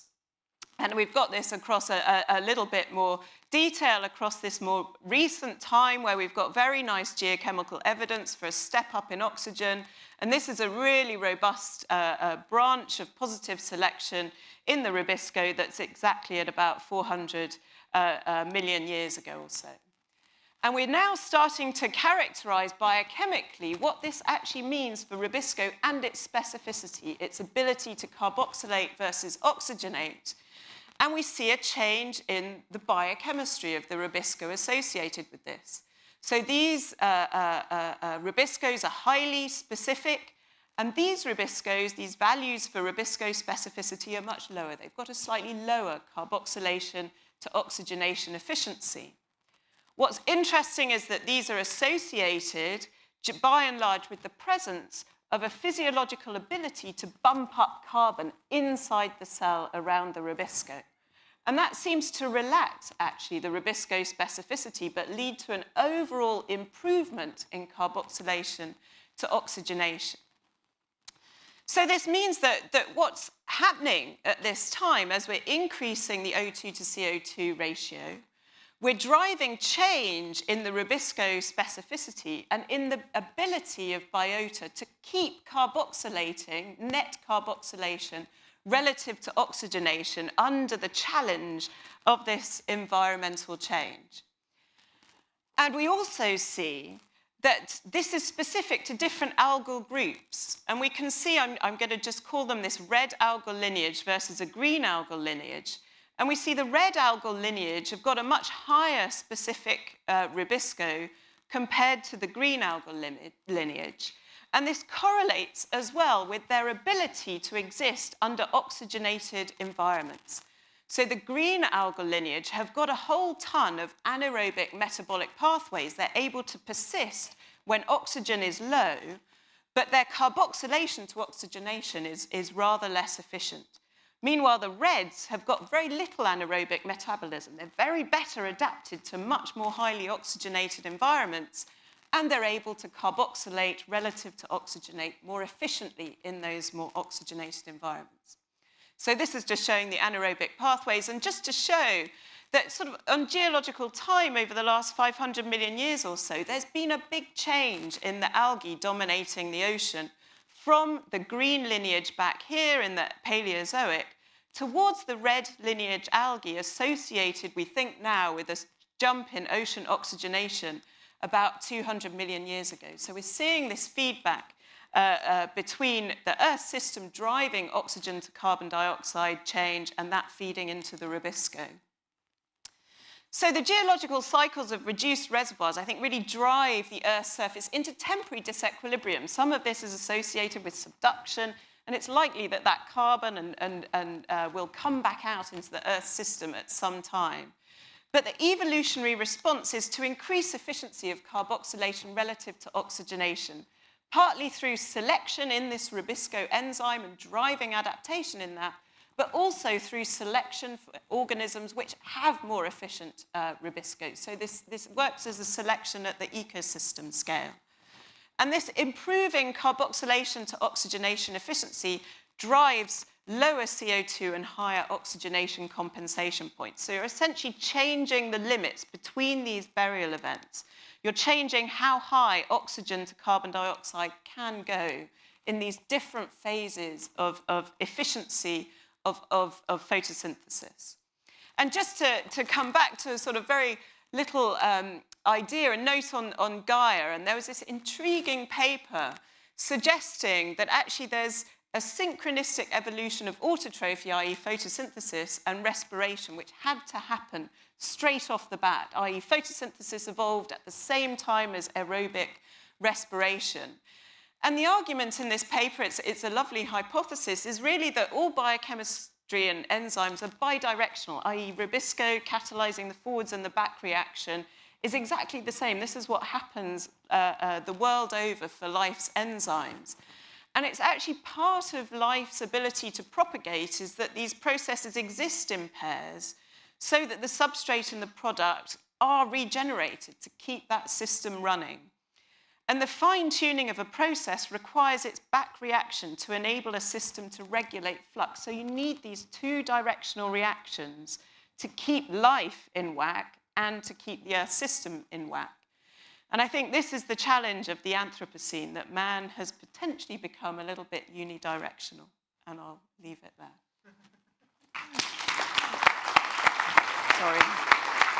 Sorry, I went over, sorry. No, that's fine on. Questions for Ros? We'll start with Tyler in the green over there. Speak loud and clear if you can, Tyler. Okay, thanks. That was a really intriguing talk. To get to the larger picture of the Gaia system, I just want to suggest that this is a great, wonderful example of what I and Tim Lenton and David Wilkinson for a long time have been calling byproduct effects that life must have to adapt to. So at first with the oxygen low and the CO2 high, there's no problem, but due to the metabolism of global photosynthesis of taking in carbon, taking in CO2, burying the carbon, and releasing oxygen, you get those reverse trends of rise in oxygen and fall of CO2 that then all the organisms, all the photosynthetic organisms on Earth are in the context of that. They have to live, they adapt to it. Rubisco changes as a result of being stressed as these two contradictory, contraposed trends are happening. So it's a really good example, I think, of the byproduct effects are really important for the Gaia system. Now, the one thing you suggest about at the end intriguingly about the fine-tuning of a process requires this back reaction. My understanding of Rubisco is that the oxygenase activity, the bad part of the activity, which now you're suggesting might be part of a kind of a regulatory scheme or maybe a global regulatory scheme, my understanding is that that itself is not an intentional adaptation of the Rubisco enzyme, that it always, that's the way the enzyme's constructed, where oxygen can get in there and do the back reaction, but that's not a functional aspect of the Rubisco enzyme, which is to bring CO2 in and put it into a C3 or C4 molecule and make photosynthesis. Am I correct about that? It's a point of debate, I guess. There has been found to be some purpose for photorespiration in plants. I don't think that has been found in algae. But yeah, I guess when there was much debate on the discovery of photorespiration as to why hasn't evolution got rid of it? You know, why does it still persist? And I guess we could argue, is it possible for Rubisco ever to be 100% discriminatory between CO2 and oxygen? In the end, they're quite similar molecules. You know, they've got two oxygens at the end with double bonds in between, and they kind of fit like a dart into the active site of the enzyme. So I'm not answering your question because I don't know the answer. I mean, I think there are some arguments that photorespiration may be beneficial, but I guess when I was trying to think about this in the context of Gaia, I guess I was realizing that the back reaction could be a key part of regulation. I mean, it could be the fact that when Rubisco formed, that back reaction was inherent in it as just, and then Rubisco's limited of how much it can be reconfigured by evolution. Yeah. Thank you. I'll ask a question, a shorter question if possible. Sorry, and I'm so sorry. It wasn't you. It wasn't you. Emma. Thank you, Russ. That was so interesting. What do you think this implies for the next couple of centuries as we're increasing CO2 in the atmosphere? Like, what do you think will come first, a higher oxygen concentration or another step change in Rubisco specificity? Well, in a way, the rise in CO2 is just fantastic for Rubisco. It's releasing the pressure. I think, you know, Rubisco has been increasingly squeezed by the rising oxygen, decreasing CO2. And so the rise in CO2, I think we're going to see, there's certainly, I think, evidence for fertilization of terrestrial biosystems. It's always been my bias that I believe we'll see the same thing in the marine realm, but it has, and I've been trying to look for signals of that, and we have some little hint in the carbon isotopes that might be the case. So my suspicion is that this rise in CO2 it's releasing the pressure on Rubisco, and so it allows greater photosynthesis. Ollie, over there. Last question. Hi, Rod. I wanted to come back to the question. You portrayed the great oxidation event as catastrophic, and there's a lot of talk, and I'm unsure that I've contributed to it, about this. But I just want to point out, I think this is important because in talk about big changes in the Earth system, the great oxidation event is often brought out as some sort of like analogy. And do we actually know that anything went extinct at the great oxidation event? I mean, this was a microbial world in which obviously the cyanobacteria already had some protections against oxygen. We know that bacteria swap genes promiscuously all the time. Do we have any evidence that things actually went extinct in any modern sense? Or because, you know, if you follow Nick Butterfield, he argues that there are no mass extinctions possible until you have complicated food webs.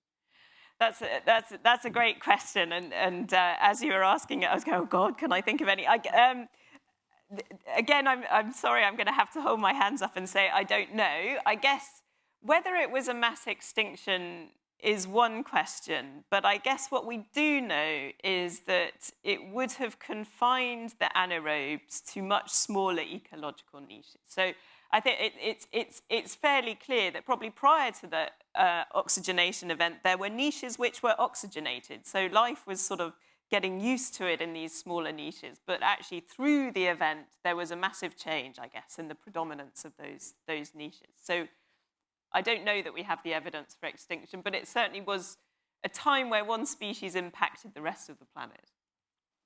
Great. Let's thank Ros again.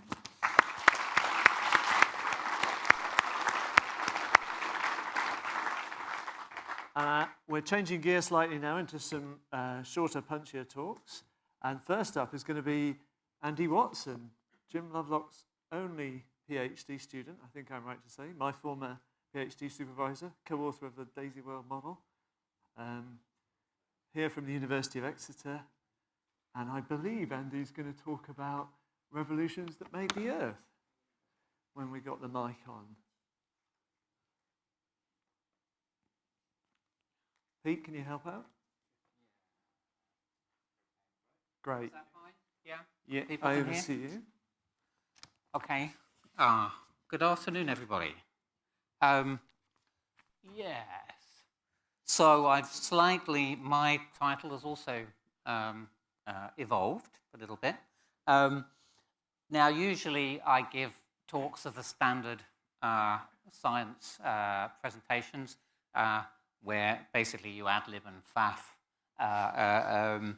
But since I've only got 10 minutes, I thought I'd tell you a story instead.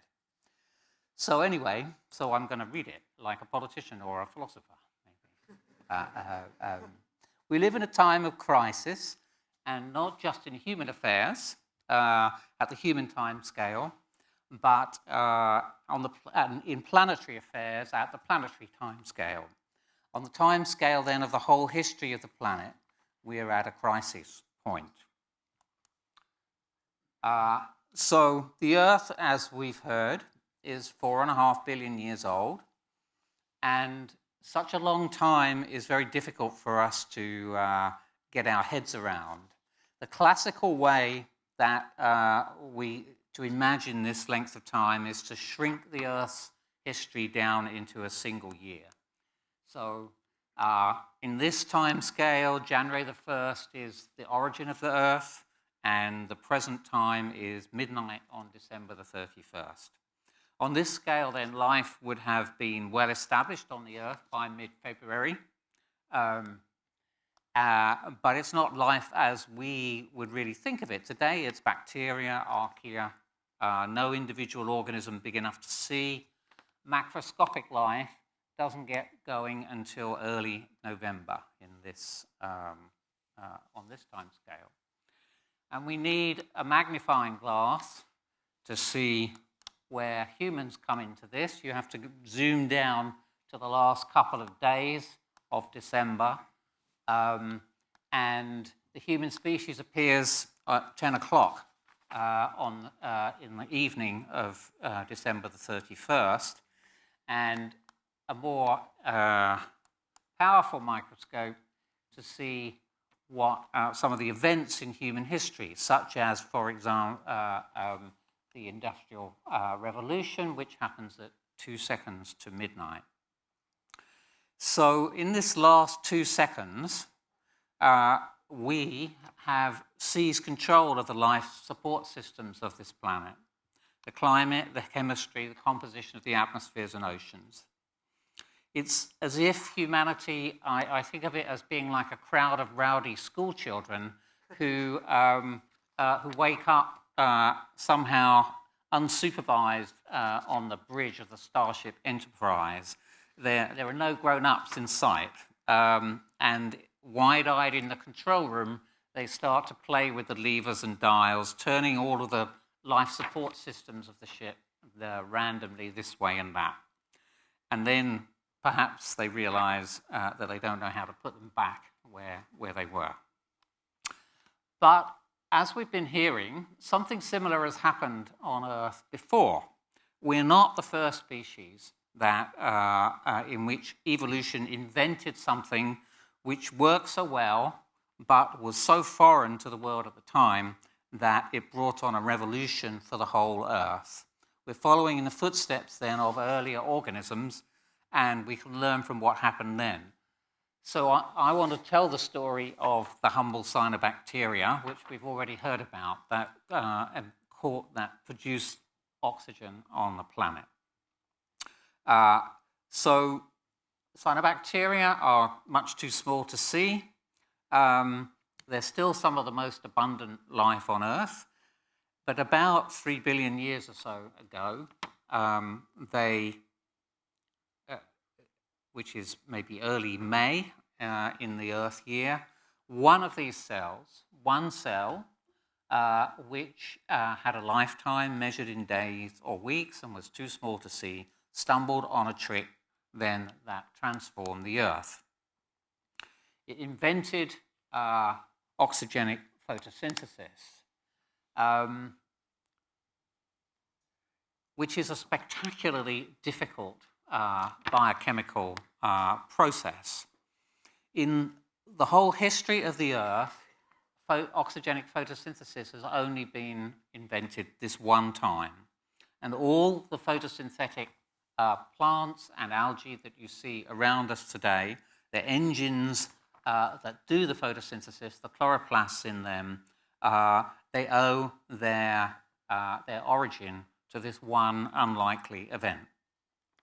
So the cyanobacteria were able to use this trick to get energy from the sun and carbon from carbon dioxide and water, and they were phenomenally successful, and they soon spread throughout the oceans. But as we've heard, the product, one of their products, the waste product, was oxygen, and it was toxic to most other life forms at the time.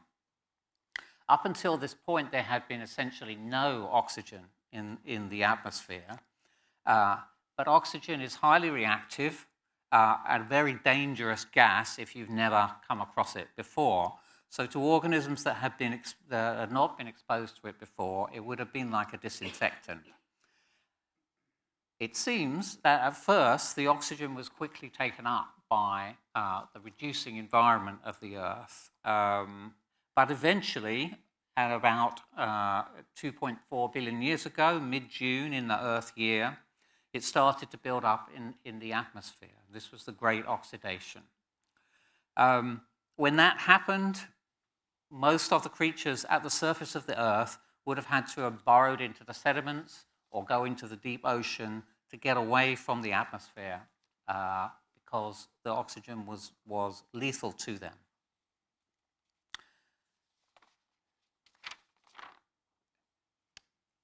Next slide. Furthermore, the oxygen altered the climate of the planet. It reacted with the greenhouse gases, most probably mainly methane, that was keeping the planet warm at the time, and the result was a drastic cooling, plunging the planet into a deep and terrible ice age, lasting hundreds of millions of years. This is called the Uranian glaciation, and it's a climate catastrophe that makes global warming, such as we're doing, look comparatively mild. This might have been the first snowball Earth in which the ice covered the planet, at least at times, from poles to equator. Life survived, perhaps in small refuges near hot springs deep in the ocean. And eventually, after hundreds of millions of years, life on Earth learned to recycle and to deal with the waste products of photosynthesis, and the climate stabilized. Then a new planetary system emerged with oxygen, a new gas in the atmosphere, that one day would enable the kind of macroscopic life that we are familiar with. Dinosaurs, trees, whales, elephants, and humans. Sorry, need my glasses. So all the many forms of life that make up the planet today and are our co-inhabitants of it. But this was an experiment then that nearly went catastrophically wrong. So we can draw some useful lessons from this.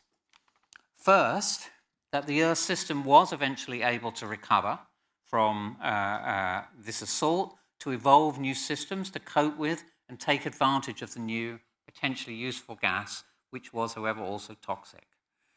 You shouldn't take it from this that it was inevitable that should happen that way, so that by analogy we have nothing to worry about today because Gaia will sort out our mess. That's a false assumption, and the eventual happy outcome may actually not have been that likely, but had it not happened that way, we wouldn't be here to wonder about it.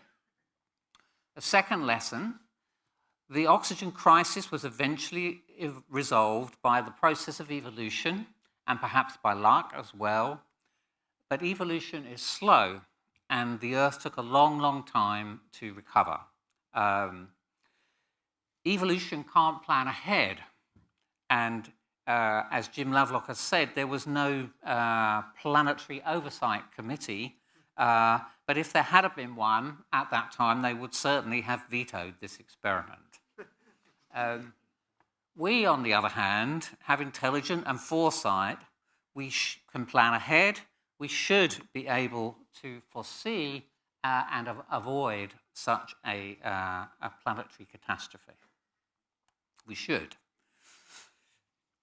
The third lesson, then, that I want to take from this is that the oxygen crisis was resolved when the Earth system evolved organisms and ecosystems that recycled the toxic byproduct, and reinstating a very nearly closed recycling system at the surface of the Earth that continually reuses the materials that one part of life is using: oxygen, carbon, hydrogen, etc. That new system used considerably more energy than the previous pre-oxygen photosynthesis Earth system, but that was okay because there was more energy available being captured by photosynthesis from the sun. Energy use per se was not then and is not now a limiting factor. But the environment at the surface of the Earth is nearly closed to mass transfer, either to the interior of the Earth or to space. Life uses many of the elements at the Earth's surface much faster than they are recycled into the interior of the Earth, and therefore life itself has to do the recycling at nearly 100% efficiency. But the Earth system is open to energy in the form of sunlight, and there is abundant solar energy falling on Earth that we could utilize to power and advance our civilization. To be indefinitely sustainable, we need to devote a good proportion of that energy to recycling the materials that we use with near 100% efficiency, just as the Biosphere did back then. Needless to say, burning fossil fuels, for example, to generate that energy and then simply dumping the waste product into the atmosphere is not a good policy. But as a lesson that the Gaian system taught us is that there is a better way. So where next? In the Anthropocene. And are we wise enough to learn these simple lessons? They're not really rocket science. They're really quite simple. No one knows exactly where we're going, but we can be sure of this, that we are now the carbon cycle, the nutrient cycles, all of the major elemental cycles that sustain life on Earth are now largely controlled by humans. So we're now in charge of the Earth's life support systems, whether we like it or not, and currently they are hopelessly out of balance. We have to learn, and quickly, how to adjust the dials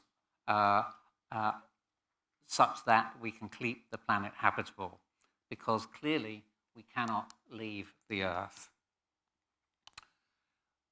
This is Carl Sagan's famous blue dot slide. This is Voyager, the Earth as seen from beyond the orbit of Saturn. We have the science and we know what we need to do to keep the planetary environment within habitable bounds. And I think myself that an indefinitely sustainable Earth system is possible with 10 billion people, maybe more, living well on this planet. We just need to learn the recycling lesson that the Earth has taught us and be wiser than the cyanobacteria were. And surely we can be smarter than bacteria.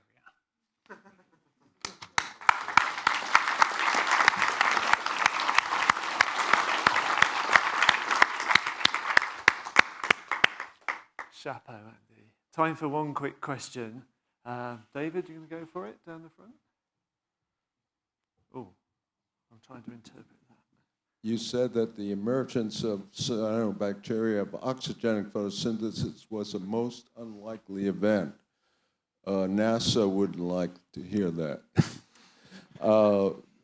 And I guess we'll have a part of the solution when the detection program for biosignatures, proceeds.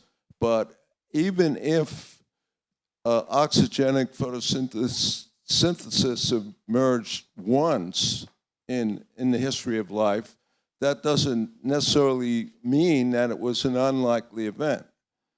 So I think that it's when the temperature reached the upper temperature limit of thermophilic cyanobacteria, then the water was split by this biological system. So what's your response? Well, then we differ, Dave. I would venture to make a prediction that we will not find any planets with abundant oxygen on them because it was a very unlikely event. Your prediction would suggest that we will. As you say, we'll find out. Well, neither you or I may be alive by the time we do, but somebody will find out. I'm going to let James ask a very little question, he promises me.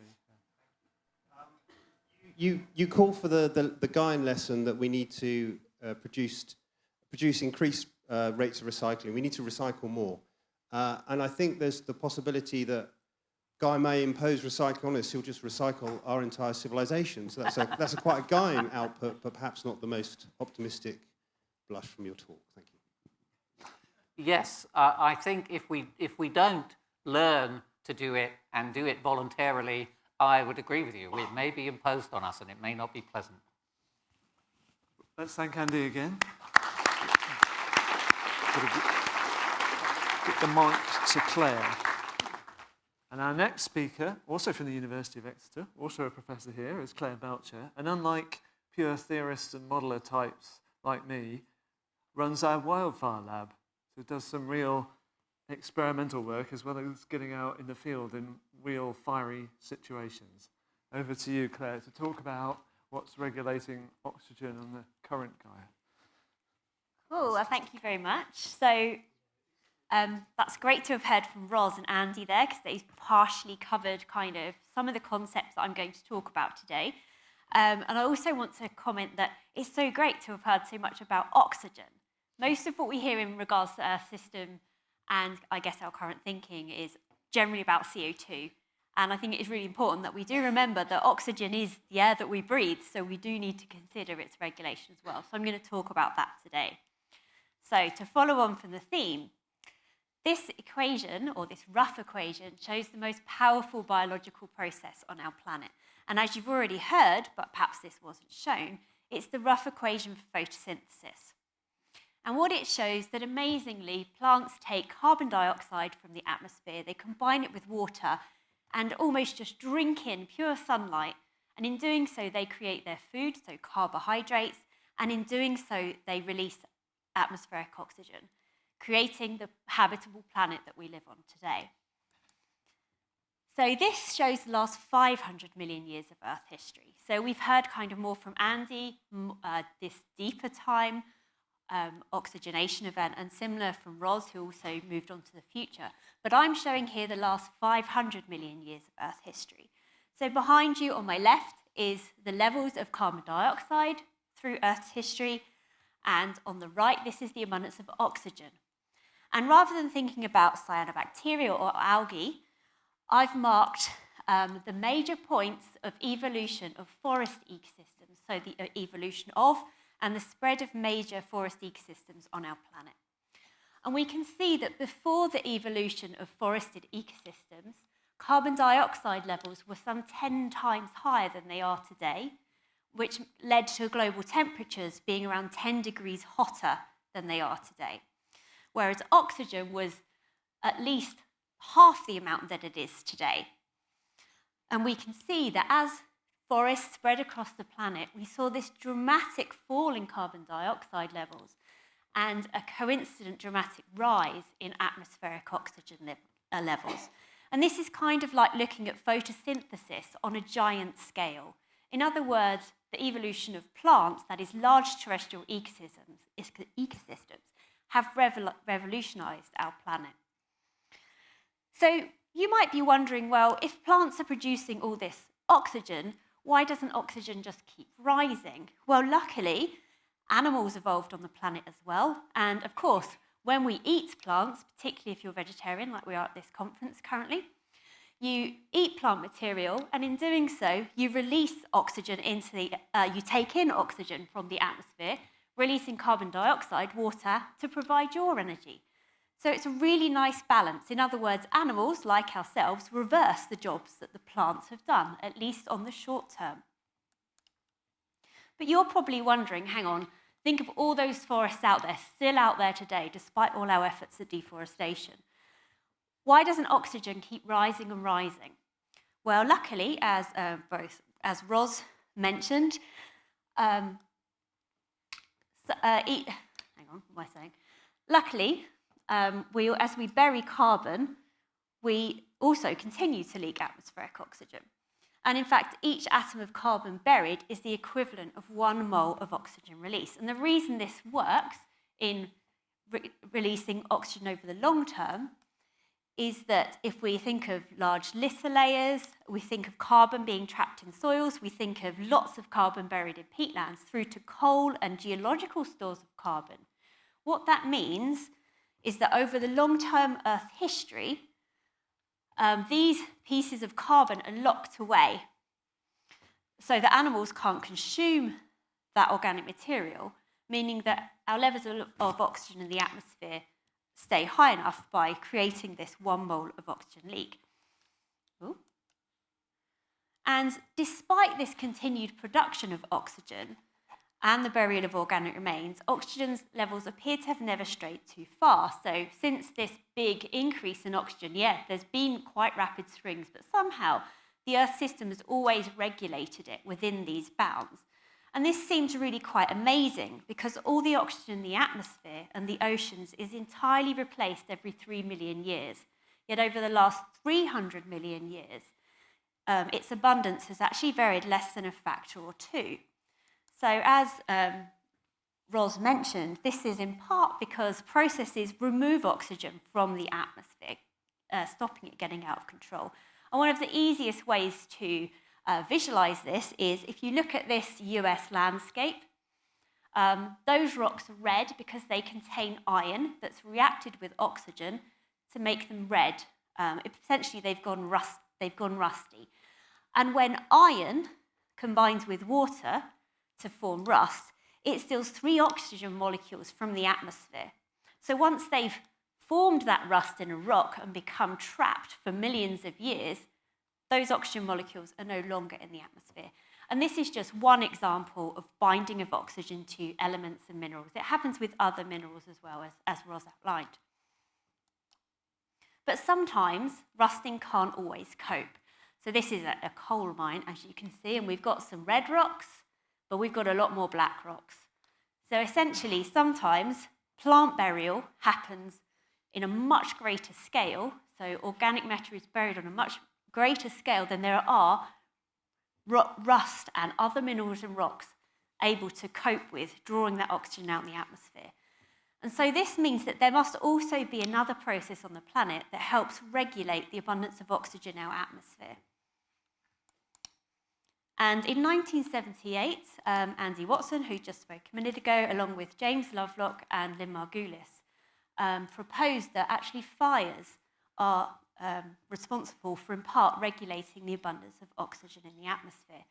And this is because fires need oxygen and air in order to burn. So you're probably all familiar with, perhaps if you were trying to start a fire, you'd either blow on it or you'd take some bellows to kind of force extra air at that fire to cause those flames to leap into life.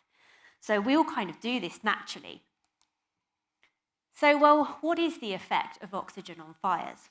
So here's that work by Andy Watson, James Lovelock and Lynn Margulis, and they started looking at how increasing atmospheric oxygen increased the relative probability of ignition for different moisture contents of fuel. And we can see that as you increase oxygen, all his different fuel moistures generally had this similar shape where increasing oxygen meant that the fires were easier to ignite. More recently, Andy's finally decided to write up his PhD thesis. We have increasing atmospheric oxygen, increasing fuel moisture, and we can see that these two link to the relative rate of flame spread, where as you increase oxygen, flame rate, the spread of flames increases, and this can also happen at higher fuel moistures. So wet fuel can even carry a fire compared to drier fuel. Some work from myself also was did some experiments where we then ran a model to look at if you increase atmospheric oxygen, does this increase the burned area? And hopefully you saw those tracking their way across, my little fires spreading across. And we can see that this is one for modern day atmospheric oxygen levels, and this is what we would predict for 24% atmospheric oxygen. So we can see that you would get much larger burned areas under high oxygen. And then more recently, we've also looked at damage to those ecosystems. So if you imagine a fire burning in the surface of a forest, it has certain height flames that can cause damage to the trees above. And this is the different moisture levels that we could suggest, and this is how high those flames can scorch into the forest canopy. And this line shows the results for modern day atmospheric oxygen levels, and this shows the results for if we assume 26% atmospheric oxygen. And we can see that we double the amount of damage that we can do to crowns. So essentially, if we increase oxygen, fire gets a lot worse. I could have just said it that simply, but I just wanted to show some of the research that's been done around this. So this is a picture from today. So imagine what this picture would look like if atmospheric oxygen levels were 10% higher than today. That's a pretty scary thought. So then how might this fire response then prevent oxygen continuing to rise? So I've put together a kind of very simplified cartoon to tell a short story about this. It totally ignores the ocean, but that comes later. This is the first part of the regulation of fire and oxygen. Okay, so trees grow, and as they do, they release oxygen into the atmosphere. Organisms breathe in the oxygen as they eat the plant material, but some plant material doesn't get consumed. This unconsumed plant material builds up, causing a slow leak of unconsumed oxygen to the atmosphere. Higher oxygen makes fires more easily ignitable. Trees and plants are killed, which are the source of the oxygen and the organic material.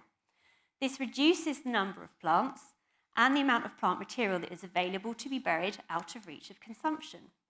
So whilst oxygen is high, frequent and intense fires gradually erode forest, causing gradual loss of the amount of land covered by large terrestrial ecosystems. As forests diminish, less plant material is produced and less is hidden away from consumption, generally slowing the leaking oxygen tap. The oxygen leak slows and oxygen levels fall in the atmosphere and fires become less frequent and forestry grow. So if we were to kind of plot this idea in a graph through time, we'd have something like this.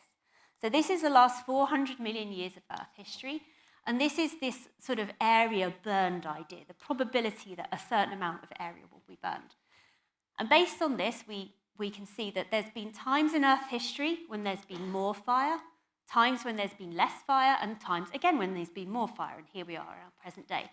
And we can see that when there's more fire, our total terrestrial biomass should be suppressed because there's all these frequent fires and plants can't grow back as quickly. Whereas when there's less fire, our vegetation can expand.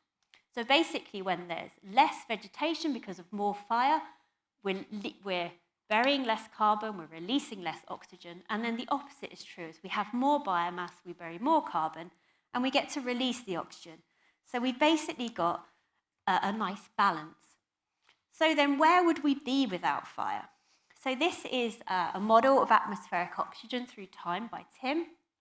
And what we've got is the last 350 million years of Earth history here, and the amount of oxygen on this scale. So this green line shows broadly the prediction of what the level of oxygen would be in the atmosphere if we didn't have this influence of fire on vegetation through time. And this red line is what we can predict by including this fire-based vegetation feedback. And we can see that today, if we include vegetation, we get quite a decent result. The oxygen is at the right level. Whereas if we don't include this fire feedback to ecosystems, it would predict that oxygen is around 24%, which is probably too high, and we would have a very flammable world, as the other results showed. So it's all about balance. It's all about these relationships. But the question now is, well, does this balance actually still exist? So we've entered what we could term the Pyrocene. So, of course, we spend our time putting out large fires because man has an inherent fear of fire, except for me, who really quite like starting them for research purposes, and those who are among us perhaps enjoy a bit of arson, or maybe they did when they were a teenager, perhaps. Anyway, so due to man's activities, perhaps the natural balance of ecosystems and fire is now beyond its ability to regulate core processes, because our pyrogenic activities hugely blur the natural balance. Have we taken away Gaia's fire? So I wanted to bring you this story because we are a community that cares about our planet, our forest and ecosystems, and finding the best ways to manage our planet, and indeed the best ways to manage fire for nature, but also for man's safety, because I think that's one of the challenges that we've had, this balance between safety and managing for nature, because as you can see, fires have been part of the Earth system for 420 million years, in fact. So us cutting them out maybe isn't such a good idea. And my suggestion is that the challenges for wildland fire management need to consider a new kind of resilience. It's very rare for people working on fire to ever consider long-term resilience.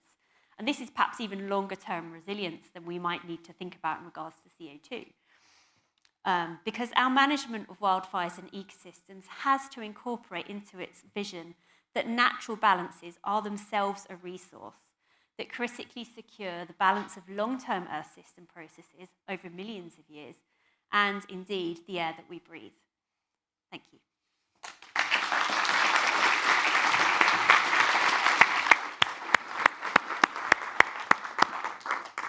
Thank you, Claire, for that beautifully clear exposition. I'm going to let you have at least one quick question, although I'm trying to interpret the clock in front of me. So just up there, and then does that mean it went over and then it's counting up again? I think so. Okay. Someone's going to... I think it does. Thank you. Thank you. Is there something analogous to wildlife or wildfires that occurs in the oceans? Said there, and maybe this does or doesn't answer your question, but the wildfires on the land and their effect on vegetation influences phosphorus redistribution across the Earth's surface and into the ocean. So phosphorus is one of the limiting nutrients in the ocean. And so if we change that flux of phosphorus by decreasing land vegetation by this interaction of fires, it actually changes the phosphorus flux of the ocean, and therefore we actually change ocean productivity as well. And this can be via two ways. You can ask Lee Kump about his version, and you can ask Tim about his version, because they have complementary but slightly different mechanisms that both involve carbon burial and phosphorus. But I just missed this whole part out because then I'd have to have an hour-long talk. Lee, one more question. Quick question, Lee Klinger. I've been working on fire ecology in California, and what we're finding there is that when you have frequent fires, you don't get fuel buildup. So the trees actually survive. In fact, the trees love ground fires. It's the canopy fires that are destructive. So if you have higher oxygen, maybe you're going to have higher ignition, faster ignition rates, more frequent ignition rates. before the fuels build up, and you're going to have healthy ground fires, which are going to preserve the trees. Just a thought. What do you think of that? Yeah, it's a possibility, but I mean, we end up with flame lengths that are double the height from those surface fires. So I guess we'd have to get a lot more branch shedding conifers evolving in order to make sure that that prevented those crown fires. So we kind of got to think about fire behaviour in all aspects, I think. So not just ignitions and frequency, because that's what a lot of the literature has talked about, but actually it's the behaviour of those fires as well. They would be so much more intense, so much more rapidly spreading. But so we need to think of that as a whole. Thanks. Great. Let's thank Claire again. That was fantastic. Give it to Seb. For those of you who've been patiently listening to a lot of science and want to hear something a little bit more historical and philosophical, you'll be pleased because our next speaker, Sébastien Duthiel from the University of Aix-Marseille in France, is the first person to do a thesis really on the Gaia idea, the history of this kind of thinking and of Earth system thinking. And he's going to talk to us about some things he's been discovering in his studies, particularly of the Lovelock Archive, which is at the Science Museum. And over to you, Seb. Thank you.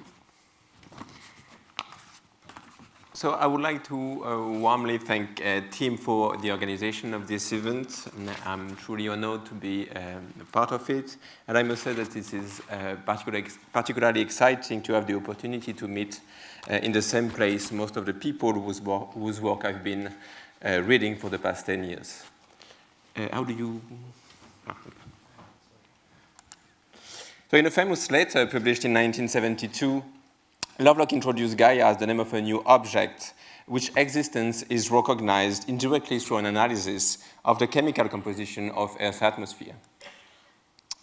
This new object shifted our perspective on what is life. Instead of analyzing the common properties of living beings, Lovelock urged us to study life as a collective and historical phenomenon. This changed our understanding of the relationship between the history of life and that of the global environment by focusing on their interaction or coevolution. Gaia also profoundly changed our understanding of the nature of the Earth and in so doing contributed to the emergence of a system science. This philosophical and scientific endeavour was accompanied with practical dimensions for the scientists, such as the modification of climate models to include the influence of life in it. An important aspect of these changes happened very near to where we are today. The attention paid to this new entity framed what we start calling global changes in the 80s. And more broadly, Gaia changed what we used to call nature at a dimension perhaps as large as what happened with Galileo, as argued by Bruno Latour. So there are two narratives about the elaboration of the Gaia hypothesis. The first one, which has been the most influential for a while, has been elaborated by biologists. Not knowing what to do with this new entity, they ridiculed it as pseudoscience of interest only for new ages. The second one has been elaborated by Lovelock himself.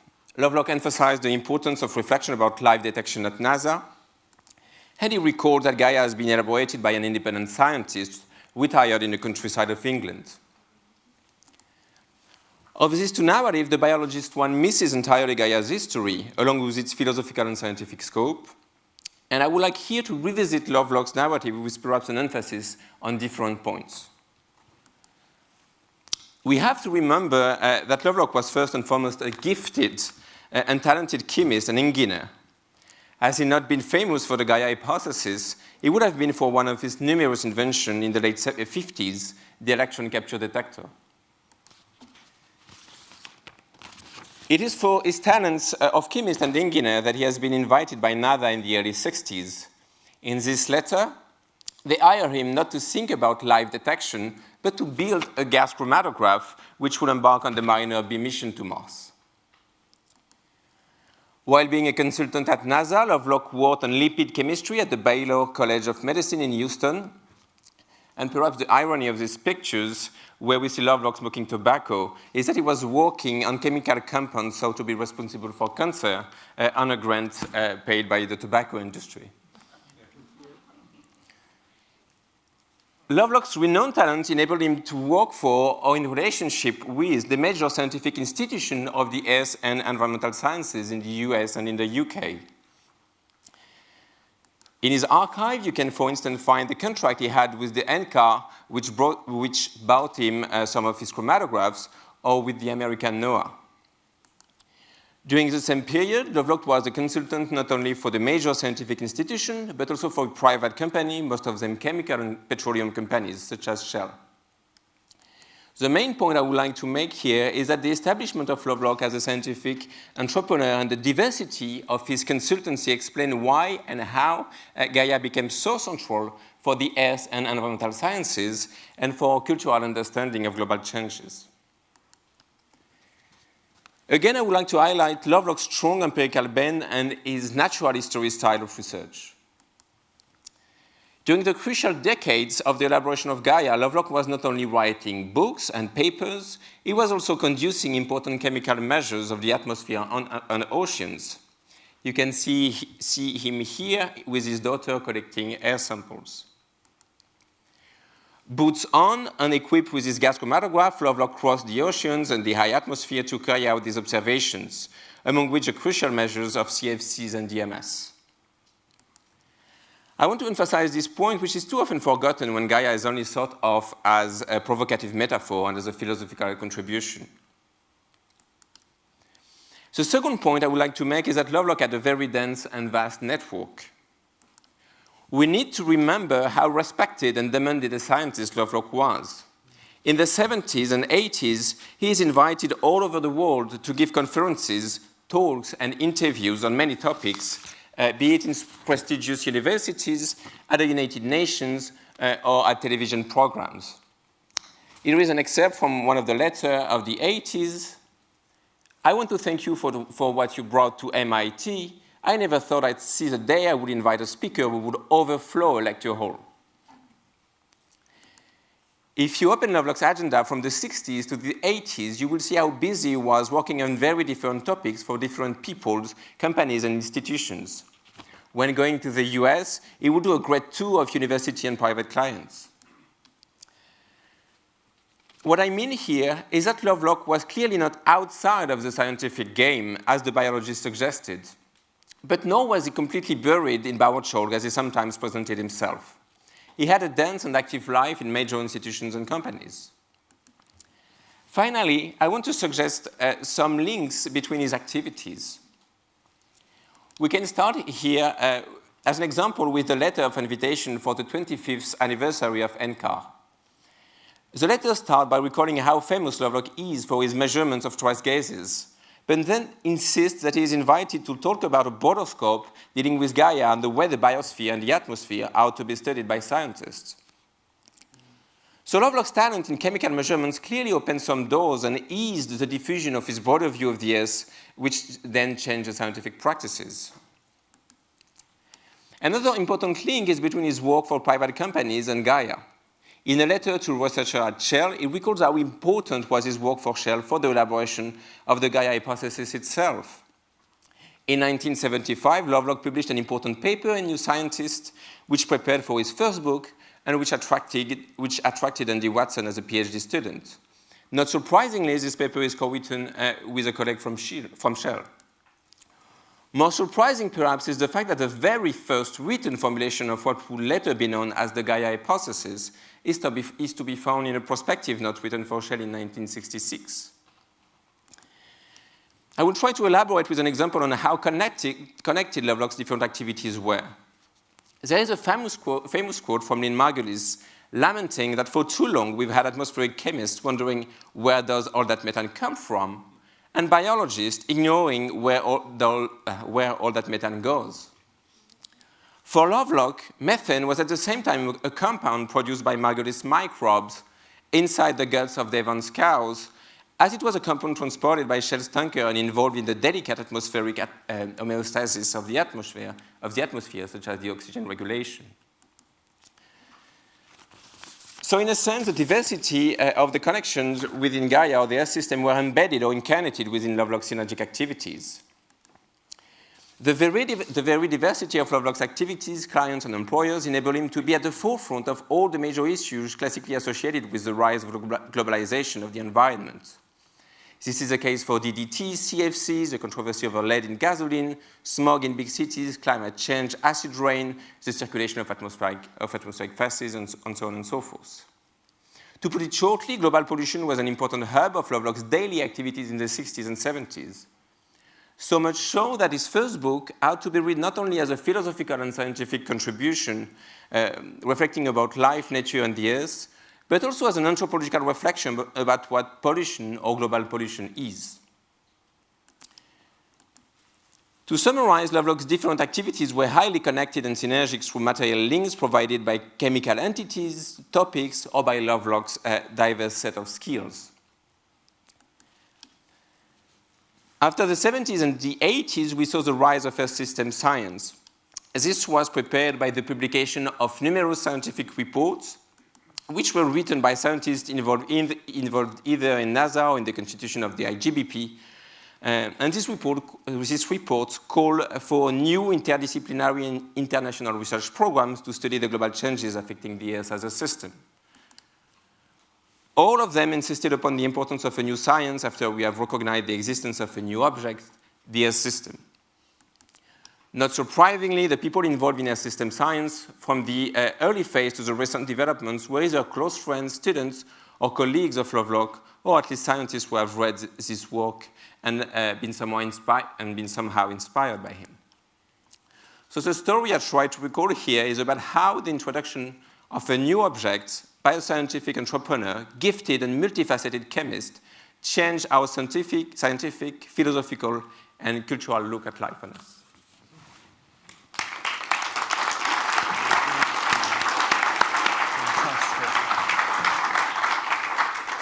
Fantastic, Seb. Right, we have some time for questions. 5 minutes, in fact. Who wants to ask Seb the first question? Stunned silence.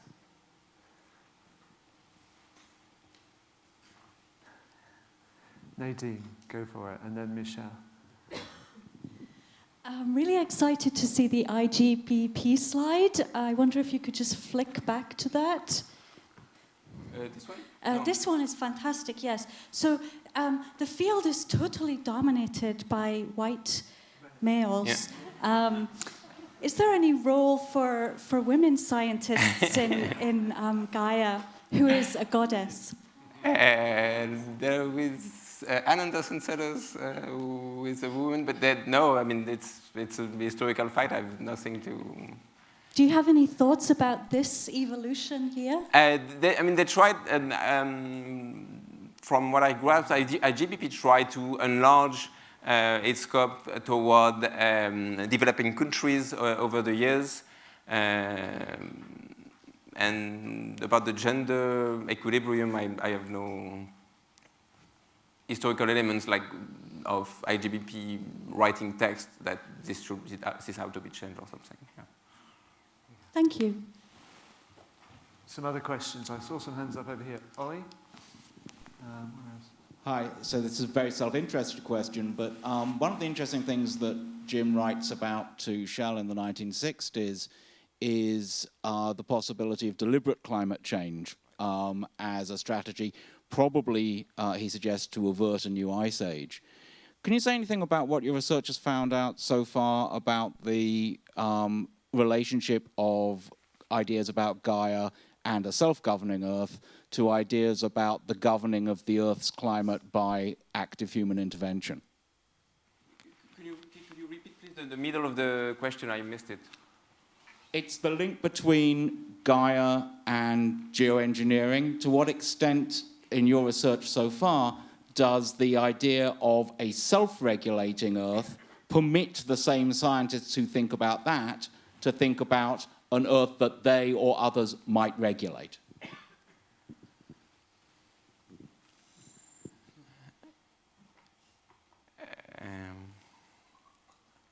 I'm trying to reconstruct the question. Maybe I'll answer a side of the question since I'm not sure I heard everything. But what struck me about geoengineering and and the relationship with Gaia, that we had a narrative about geoengineering, especially written by Clive Hamilton, saying that geoengineering is the endeavour of Prometheans with a physicist and modernist views of nature inherited from centuries ago. What struck me is that scientists who presented themselves as working under the Gaia philosophy of nature, which was supposed to be exactly opposite to the Promethean views of nature, also proposed solutions of geoengineering. So maybe it answers a little bit on the side of your question, but I... Debate. One more down here, I think. Sorry, at the back. To build on that point, surely all that's happening with geoengineering, arguably, is Gaia 2. So instead of Andy Watson's Starship Enterprise, nobody knows what they're doing when they're twiddling the knobs, with geoengineering, we now know what we're doing, and we twiddle the knobs intentionally. I mean, some would argue that that's Gaia 2. That's a good thing. It's conscious climate change, whereas currently we're engaged in unconscious. Right. Or you could say it's intentional. I'm a moral theologian, so it's intentional climate change rather than unintentional climate change. There's nothing in the Gaia theory which suggests that's a problem, is there? Which suggests that what is the problem? You said the problem with geoengineering is Prometheanism. Yeah. I mean, I attended a conference last month on the Anthropocene in Frankfurt. Frankfurt School sociologists standing up and saying, Prometheanism has given us longevity, it's given us drains, it's given us dentists, it's given us antibiotics. It's a bloody good thing, we need more of it, therefore we need geoengineering. There's nothing in the Gaia hypothesis which really can argue against that, is there?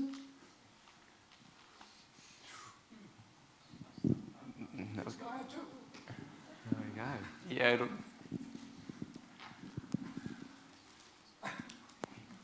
You're one for the tea break. I'm sorry, I'm sorry, PT, but the time is up. So. I was just going to suggest that some people have time to do a 2-minute version intro story of Gaia while people sitting here and not talking and drinking their coffee. Okay. After the last talk, perhaps though, as we have one more talk from Bron Zasinski. Yeah. And we're overrunning already, but Bron is from the University of Lancaster. He's been thinking about these ideas from what I might call a science and technology studies perspective. So this goes somewhat full circle back to Bruno, some of Bruno's perspective he gave us to open. So Bron, over to you. Great. With the clock. Obey the clock. Right. Yeah, thanks, Tim, for this amazing meeting and for inviting me to speak. So I'm not an Earth system scientist, as Tim was saying. I'm or a historian of Gaia theory. I'm a sociologist officially, although as I get later on in my career, I'm using that as permission to veer away and become rather sort of undisciplinary in my approaches. And in my current work, I'm using what you could call collateral use of the earth sciences to try to effect a reorientation of social science in a planetary direction. So I'm writing a series of papers which basically take the objects of social science and then put as a planetary phenomenon at the end. So technology as a planetary phenomenon or everything, and so on. And as the last speaker in this section, I'm taking this as license to take this, not as in the history of Gaia theory, but more a kind of speculative future of Gaia theory, and particularly around the ideas of what I call speculative planetology. But before I begin, I need you to stand up, I'm afraid. So if you don't mind standing up, those of you who are happy to stand, if you could do so. Because you might not have heard this, but today Skype released a new feature. So Skype, the teleconferencing system, a new feature which allows you to swap consciousnesses or sentience between one entity anywhere in the universe or anywhere in the history of the universe or future of the universe, in fact, to another entity. And I want to try it out. We've got to do it, haven't we? I mean, what a waste not to. It's still in beta testing mode, so it may go wrong. So apologies if we don't get any of you back. Okay. And also, apologies to Bruno, who, as it was said before, hates the idea of the disembodied brain. But I reassure you, Bruno, that you won't be disembodied for more than a split second, and you'll be re-embodied in another entity somewhere else in the universe. Okay, so I need you to just close your eyes for a minute while we move your consciousness. Okay. Of course, when you open your eyes, if you still have them, you will be somewhere else in the universe. So I'll have to conduct the rest of this exercise with whatever entities arrive in this room as the call happens, okay? Right, okay. Open your eyes, everyone, because you now have eyes, even if you didn't have them before. So welcome to Exeter on planet Earth. So I hope it wasn't too much of a shock. I don't know if any of you were planetary systems thinkers on your home world. And I've got 3 questions for you, and you might answer differently depending on what you used to be. So the first question, and sorry, this won't work well for the telecast, but because of the mic, we haven't got time to move the mic around, but what are you? So if someone could just shout out what you think you are. So for example, are you a material entity? Do you have a boundary? Are you a cloud of particles? Are you a swarm? We're goats. Goats? Ah, okay. So why do you think we're goats? Why do you think you're goats? So can you move under your own steam, or are you just kind of stuck there till something bumps into you? Can you move? Yes. What, just like a tree can wave in the wind, or can you move around on your own steam, or you don't have to roll down a hill?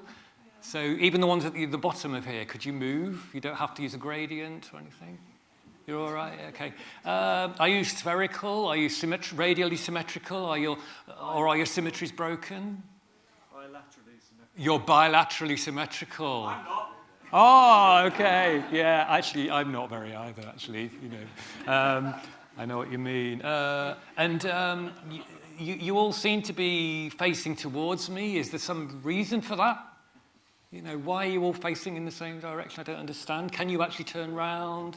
How big are you, do you think you are? I mean, if you fell over, would you break? Could you float in the air? Roughly how big do you think you are? Can you tell without any external measure? Yeah, some of you got pretty good ideas of roughly how big you are. Okay, cool. Okay, so next question. We better move on, because I've only got, that's counting down, Jesus Christ. Where are you, do you think? Are you floating in space? Are you on a planet? Where are you? You're floating in space? In Gaia, okay. So possibly you think you're within a living planet or so and so on. And finally, when are you? So assuming that if we're on a planet, each planet might last about 10 billion years because of the lifetime of a typical star, do you think you're an early creature, a middle creature, or a late creature? Where do you think you are in the history of this planet? Current? Late. Okay. All right, thank you. So you can sit down now. Thank you very much. But now I've got you in here from all around the universe, gathered in our humble home. I want to hang on to you for a while, because you might help me with some thoughts I've been having about Gaia as a late planetary sphere. So we've seen some of the diagrams we've seen already today often have a kind of a left-right movement to them. So this is this wonderful paper by Andy Watson. We saw some of the revolutions of the Earth kind of diagram before, and this is this nice paper about the kind of critical steps that the Earth must have gone through at roughly 1 billion year intervals in order to produce sentient consciousnesses like us, all of which might be more or less unlikely, so you can see this sort of left to right movement. And another diagram, another paper I really like, we were talking about it this morning with Oliver Morton. Very different paper.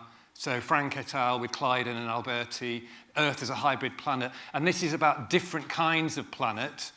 Class 1, the dead planets like Oliver Morton's moon that we'll hear about tomorrow. Class 2, planets with fluid cycles, climate, maybe some chemical entropy production, like Venus and Mars. Class 3, with life, like the early Earth, Proterozoic Earth, a thin biosphere. Class 4 is arrival of Gaia, where life starts to regulate all the systems. And then class 5, maybe this is Gaia 2.0, a combination of a thick biosphere and a technosphere, with technological artifacts also shaping the systems of the planet. But again, notice there's a kind of left to right sort of passage going forward, and there's no branching as well. And I think, I mean, you mentioned that you're bilaterians. You noticed that, you know. So we are on this planet, you know. Certainly my own species, like that you're inhabiting now. And also, we write from left to right, at least in this country. So we do tend to think of time going in this direction, from left to right, and do diagrams like that. But maybe we can think in other way. Maybe we can. This is the Gaia 2.0 sort of image. Maybe we can be more speculative about other kinds of things that planets might do. And one of my favorite writers, Stanislav Lem, the science fiction writer, is a great thinker and writer about the idea that maybe the other planets could be more different than we can imagine. So some of you might know Solaris. There's an image there, not from one of the films, but which is this sort of planet with this weird gelatinous ocean that continually producing these different forms, these massive great structures that dissolve, that appear and dissolve, and sometimes copy other objects for no apparent purpose. And Fiasco also has Titan, we heard about before, which is imagined as having, as he says, a place where there is no life, there is no mill of natural selection shaping every creature to fit the rigors of survival. And maybe in such planets with no biological life, an amazing realm opens up of limitless wastefulness, a brute magnificence that was useless, without a goal, without a need, without a meaning. So maybe there are other possibilities for planets above and beyond the biosphere. So maybe we can estrange the Earth and think about, use the Earth that we have to think about what other planets might be like. And maybe you can help me, because you maybe come from some of these planets. And maybe some of you don't have this bilaterian form. Maybe you'll have radial symmetry, like the heptapods in the Arrival film. And so maybe you think more about circles. Maybe some of you are plants, and so you don't move around and think about moving forward in time, but more about growing and filling space. So maybe we can use a different kind of diagram. So I'm going to jump ahead now beyond this about spheres. So basically, the idea, if we position Gaia as a late planetary sphere, maybe we can open up the kind of space of possibility. So rather than thinking left to right, we can think about expanding and filling space. So this is not expanding in scale, but expanding in a kind of the space of possibility. So maybe we can think about early planetary spheres which emerge through what Terence Deacon calls first-order emergence, which are simple sort of homeostatic processes of gravitational settling, producing lithosphere, you know, core lithosphere, and everything finding their hydrostatic level in the planet.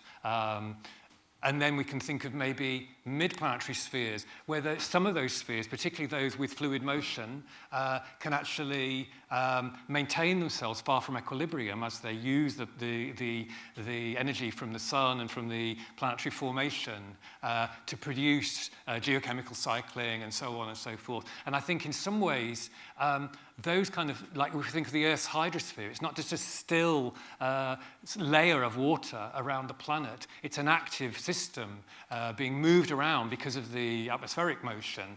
And so we can say, to use Wendy Wheeler's biosemiotic language in her lovely book, Expecting the Earth, just as our feet as evolved animals kind of expect the ground, you know, our feet are kind of co-evolved with the ground. So just as my foot expects the ground, you could say maybe a drop of rain has been pulled up from the ocean and taken inland, expects the land to remind it how to return to the ocean because of this very dynamic shaping of the hydrosphere and the interaction between water and earth. And then finally, maybe there's a wider possibility space still of late planetary spheres, which are characterized by forms of memory, which will enable the elements of these spheres to be much more physically diverse, not to be made of the same stuff, of rock or water, but to combine all these things together, like in our bodies, our mineral bones and our fluid blood and our whatever.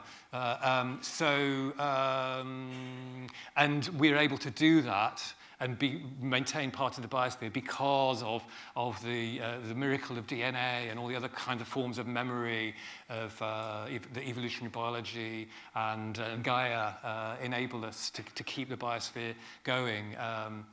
But maybe there are other forms of these late planetary spheres can take, and I think some people argue that the Earth might not have two biospheres, but at least it's got a technosphere, an emergent kind of sphere which has a lot of the same properties of the biosphere in terms of its self-organization, which maybe can give us some clues about a wider range of possibilities. But anyway, I'll finish now, but I won't, if it's all right, I won't hang up the call until after the tea break. So, because I want to keep you guys around from around the universe, so you can help by telling me whether I'm on the right track, thinking that the worlds you came from, or maybe they're not worlds, maybe they're clouds in space or planetary ring systems, are more amazing than maybe we imagine. Thank you.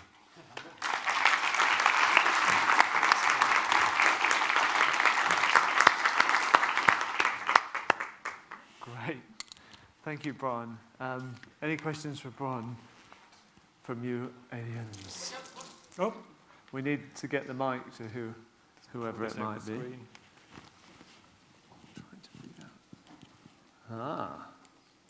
Maybe the aliens are as hungry as the humanoids, Bron, and as thirsty. I don't know.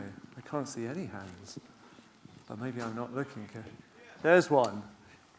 Where are you? Okay, sorry, Bruno. Brilliant. The lighting is not working for me up at the front. Brilliant. Over to you. Hello? Oh, hi. Hey, Bron. I really appreciated that. I was maybe a little more prepared than the rest of my galactic travelers here, since I had some exposure to what you were doing. But it struck me, this is really just a comment, not so much a question, but it struck me that you were fulfilling Bruno Latour's fifth point, I think it was, from earlier, that Gaia inflects and transforms our aesthetic and artistic sensibility. And you were enacting for us, if I take the point of what you did, a kind of performance piece on that was by which Gaia became a springboard into the astrobiological, into this space of speculation.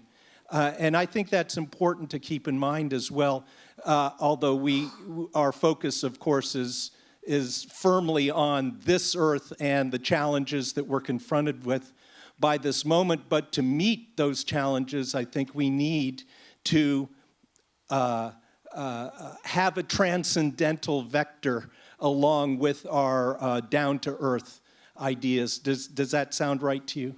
That'd be my question. Well, yeah, thank you. I mean, certainly by going off planet, it's by no means an escape, in terms of some of Bruno's work recently. I'm not trying to, I'm definitely not trying to do that, to sort of escape from our troubles by thinking about other planets. No, definitely. It's a way of thinking more deeply about, return, like the end of Eliot in the, T.S. Eliot in the Four Quartets, of returning to the place we started from, but meeting it for the first time by travelling imaginatively.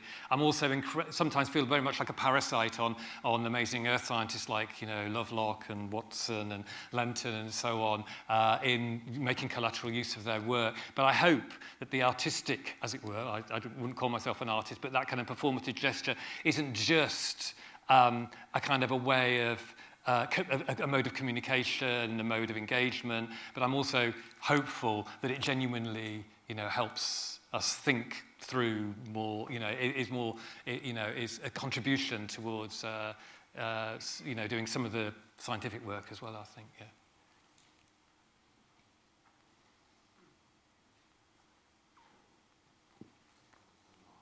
Can't see you. Brilliant. Okay. Thank you, Bron, again.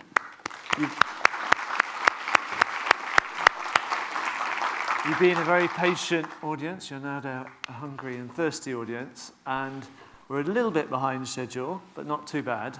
And we're going to reconvene in here sharp at 4:10 for the panel session on what can we learn from Gaia towards Gaia 2.0. So Ollie might, who's going to chair that, might want his panelists in here a little early. But enjoy the break, which you never know, it might have a cream tea in it. I haven't looked.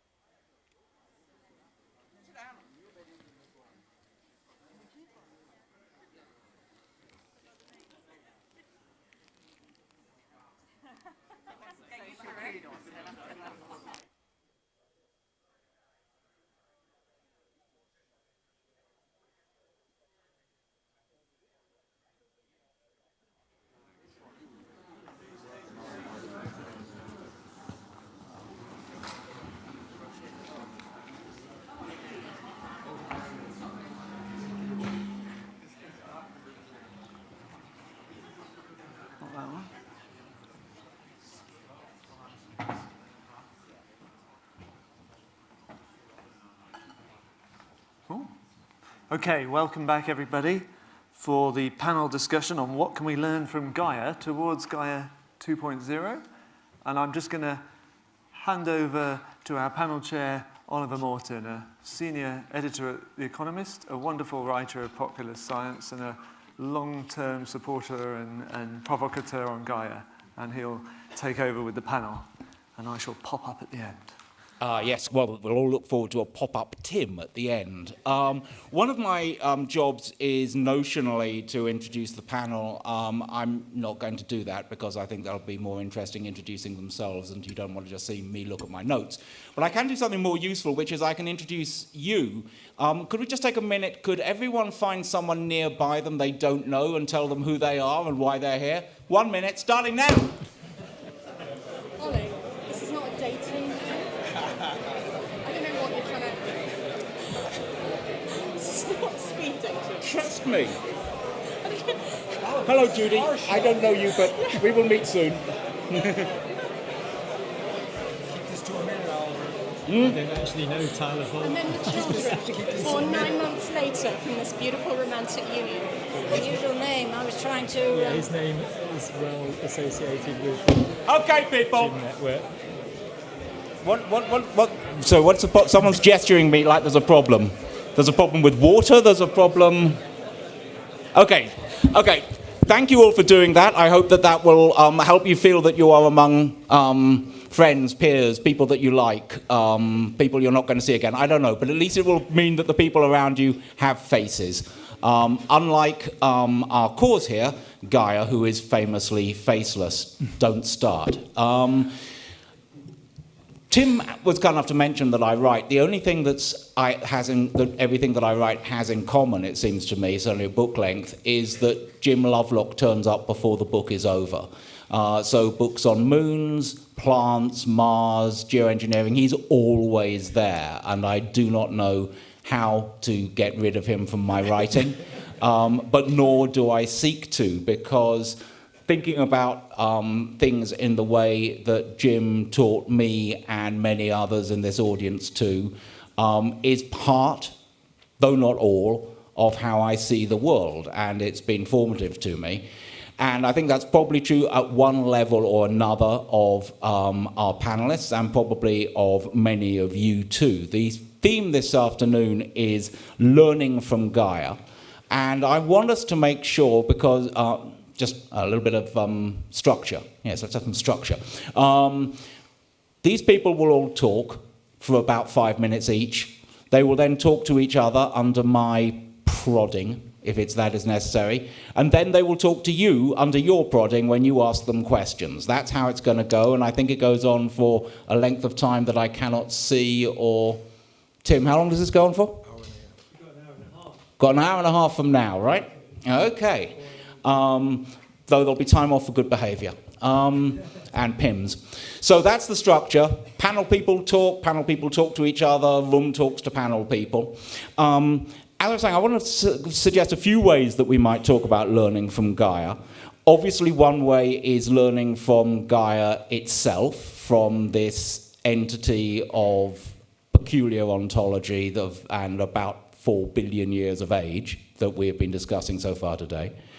We can learn from Gaia as a research program. I mean, I thought it was really interesting to hear from everyone this afternoon, but particularly from Lee and Roz, about the degree to which Gaia really had become engaged in and wrapped up in geochemistry and oceanography, marine biology.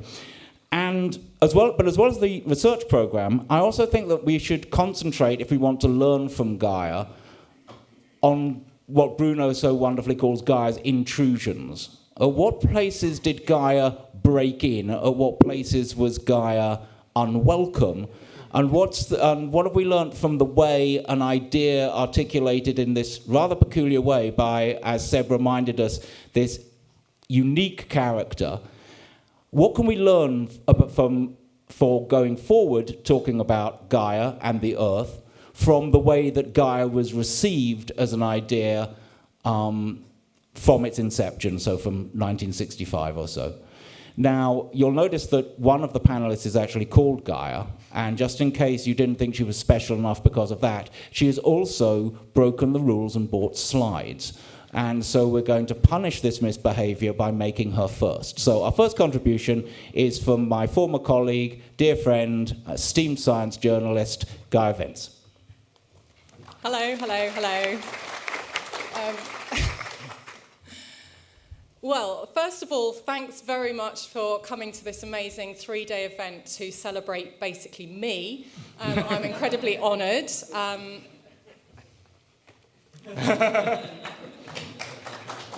The goddess thanks you all very much for coming. Yeah, I did bring slides. Sorry to embarrass everybody else who clearly didn't. That was the message. Couldn't be asked. So for me, Gaia is very much about perspective. How we get perspective on anything on our planet. Imagine 6 blind people. You probably already know this story. They are taken blindfolded. Well, they're blind, so maybe they're not blindfolded. In this picture, they're blindfolded, so they're not blind. They're taken up to this huge object and told to decipher what they're experiencing, and each one comes up with something else. One's seeing a knife, a snake, a spear, etc. And this is the perspective that most of us have on our environment intuitively, because we experience it through our senses directly. But if we think about our environment from that small perspective, of course, we're getting a distorted view of what's actually out there. And it can be very difficult to get this global perspective. And so this is something that I think absolutely changed 50 years ago on Christmas Eve, when the Apollo 8 shot this incredible, iconic photograph and showed our planet as this jewel, this complete object. And you can see the clouds swirling. You can see the blueness. You can see that is where life is within this limited frame, and everywhere else is dead. It's just nothing. It's dead. So that gives us a different perspective. And I think that over the next decade, as Lovelock came up with this theory, I think that this different perspective that we have of the Earth being a living system really comes out of the visual as well. This idea that before that we didn't ever see our planet like that.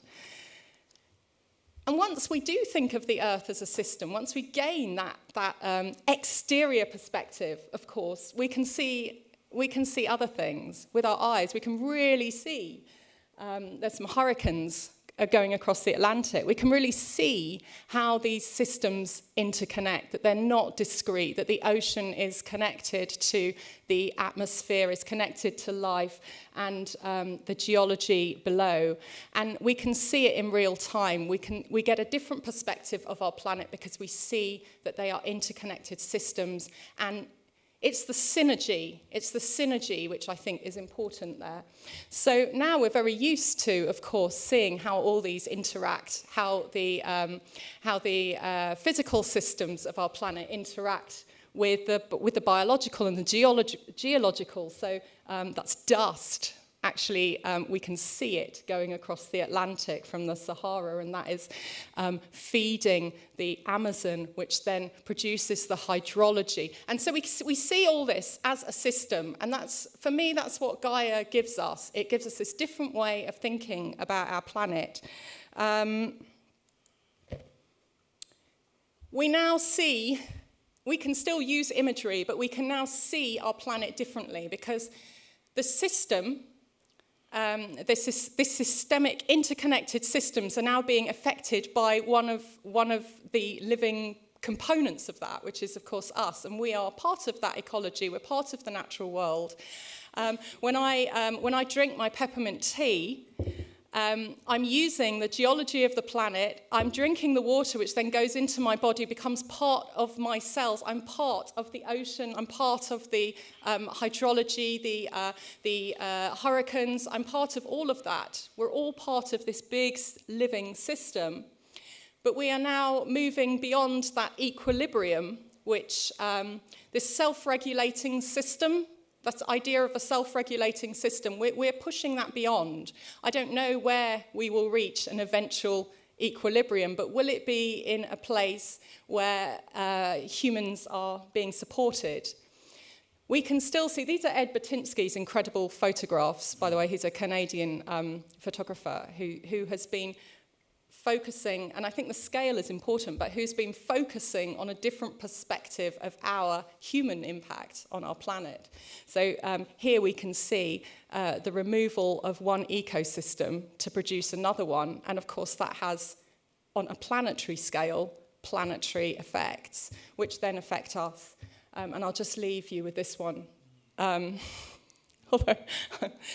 how we affect the water. So really what we need to do is decide, as the only species capable of deciding, do we want to go back and try and reverse and try and with our actions bring us back into the self-regulatory system that was existing before, or are we going to reach a new one, but one that we can live in? And that, to me, is the big question. Thank you very much, Gaia. I'm going to take the slideless from stage right to stage left. So, Chris, maybe you could go on. Thank you very much. Good afternoon, everybody. 2 steps back in my career, I used to travel down to the Antarctic quite a lot.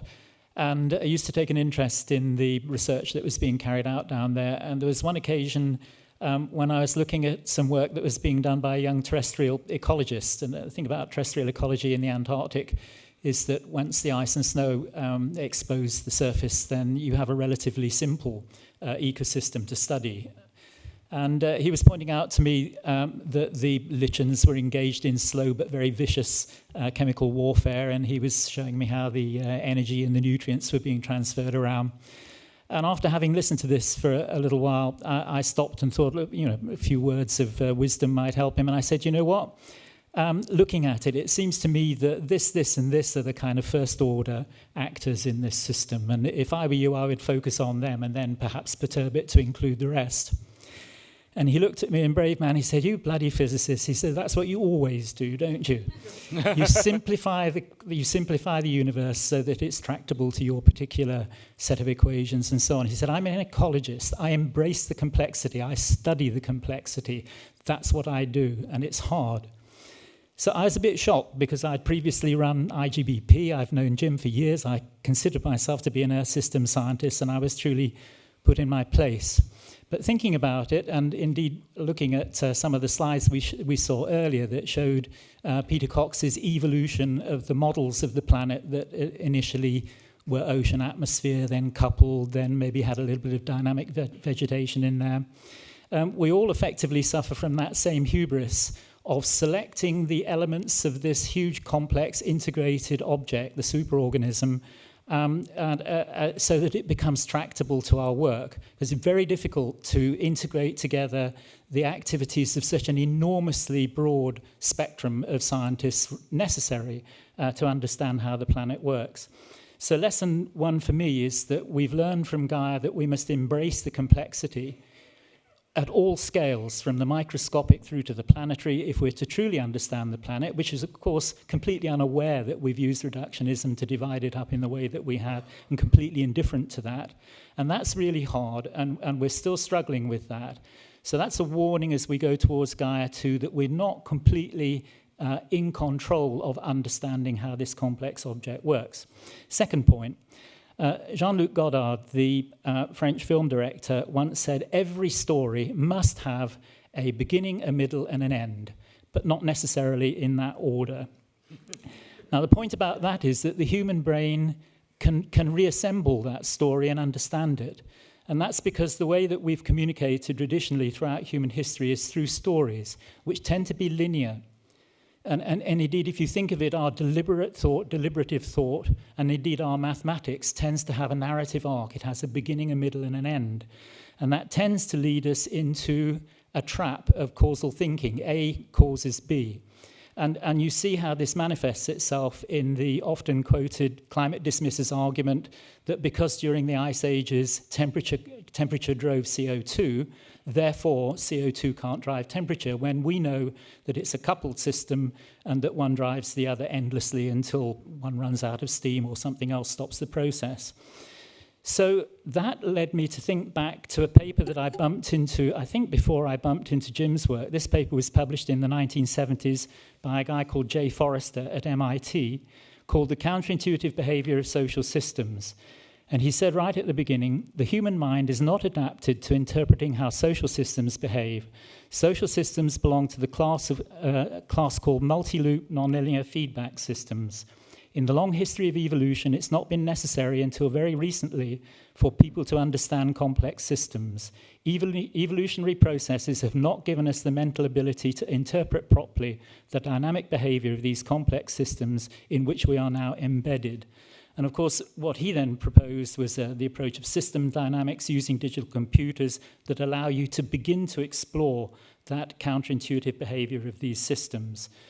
So that is unfinished work. In particular, because although we may understand that, in general people don't. And I refer you to a couple of wonderful books, one called by Norman Dixon, about the psychology of military incompetence, which I really recommend, and a book by Barbara Tushman called The March of Folly, which shows that decision-making at the highest levels in society is often completely inept. There's a rather lovely blog that came out recently in the New York Times called The Malign Incompetence of the British Ruling Class, which shows that Brexit is just an extrapolation of much that's gone on before. So in Jim's new book, he offers an antidote to this inability of the human brain, both the intuitive part, what Kahneman would call the system one, and the deliberative part, to avoid making mistakes. And I should say that I've been working with neuroscientists and many other interesting people from way outside my normal fields over the last few years to understand the limitations and strengths of the Mark I Paleolithic brain that we're all equipped with. And Jim offers, with his contemplation of the future massive change that may just be about to take place, which is partly led by the speed with which digital silicon technologies can work 100,000 times faster than our brains can. And although a fast response is clearly very helpful, it does seem to me that that's not really the key. We can understand the limitations of the human brain, but can we understand how either to design or construct or help develop systems that overcome those faults? And I think back to an early example of neural networks. I was once very much involved in remote sensing, and the remote sensors were trying to help the military quickly analyze aerial and satellite photographs to see if they could detect partially hidden military hardware, tanks and so on.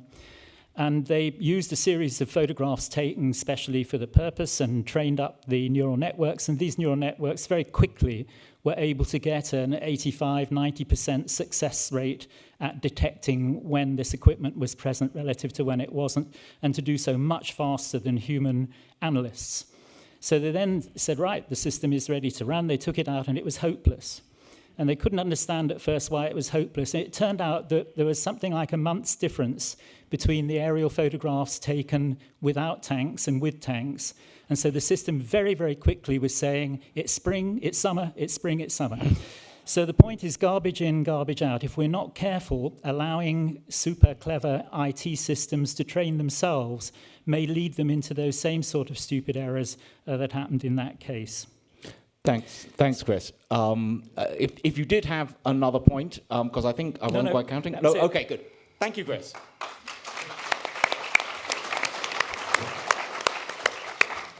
Judy. Hi, good afternoon, everybody. I'm not a scientist. My qualification for being here is that I was conceived by William Golding, and it's not a very good qualification. However, I do know something of the background, and that's what I propose to stick to and not to try to stray into things I don't know anything about. So, Jim and my father were near neighbours. They met through coincidence, and that seems to be a big factor in Jim's life, actually. They both lived in the small and then very, almost extremely agricultural village of Biosphere in southwest Wiltshire. And they both enjoyed life there. They were the village eccentrics, and they made the most of it, I think. And my father has a recollection in his journal, and he says, "When we were first here, I used to drink in the pub with Jim, particularly at Sunday lunchtime, and we embarked on discussions of such fantasy and bogus erudition that the pub keeper, Arthur Gulliver, was very proud of us and showed us off like precious possessions of his. Jim is in some ways naive, like the rest of us, but in other ways profoundly impressive. If he has a chink in his armour, it is that he is something of an appalled or gleeful alarmist. For him, life is such an excitement." One of these excitements, I think, was his gradual development of the self-regulating systems theory that was given the, I think you called it a poisoned gift, of the name of Gaia. And I think for a long time it was a very mixed blessing. And this happened because they were both walking in different directions in this very nice village, and they met and they had a conversation. And Jim says, "The conversation developed so well that I changed direction and walked with him round the village." And they conversed about Jim's work, and I won't attempt to summarize what he said. But my father then said, "That's an exciting idea. It should have a really wonderful name. You should call it Gaia." And, of course, Jim famously misunderstood this to refer to swirling Gaias of atmospheric activity. And when my father explained, no, it is the goddess of the earth, and it comes from the same Greek root as geology and geophysics and geography and everything, Jim latched onto it with great acceptance.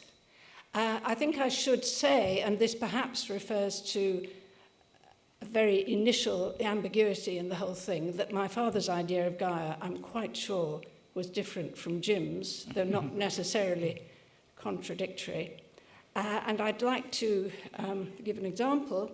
In 1974, my father writes, "One can feel love for Gaia as one can feel love for God or for a person. That is actual love, going out from the heart.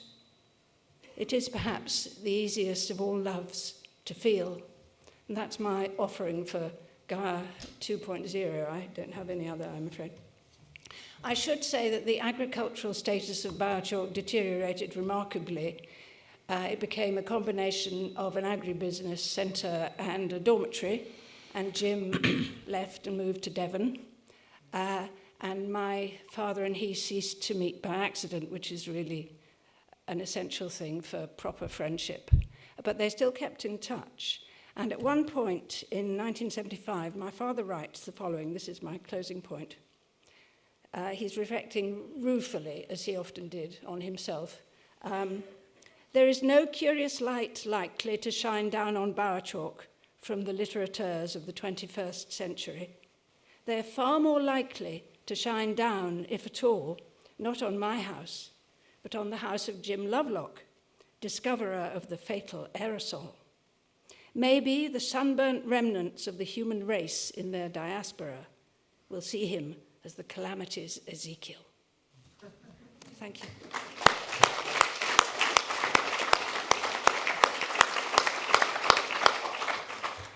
Thank you very much indeed, Judy. Dave. Yes, so what I'll do is I'll sort of briefly start with some very general points about my sort of view of how to think about Gaia, which actually resonates with some of the things that Bruno Latour was saying at the beginning. I'll say a little bit about my more specialist interests as an ecologist before, I mean, in homage to Jim, being deeply pessimistic and simultaneously optimistic about the fate of the world.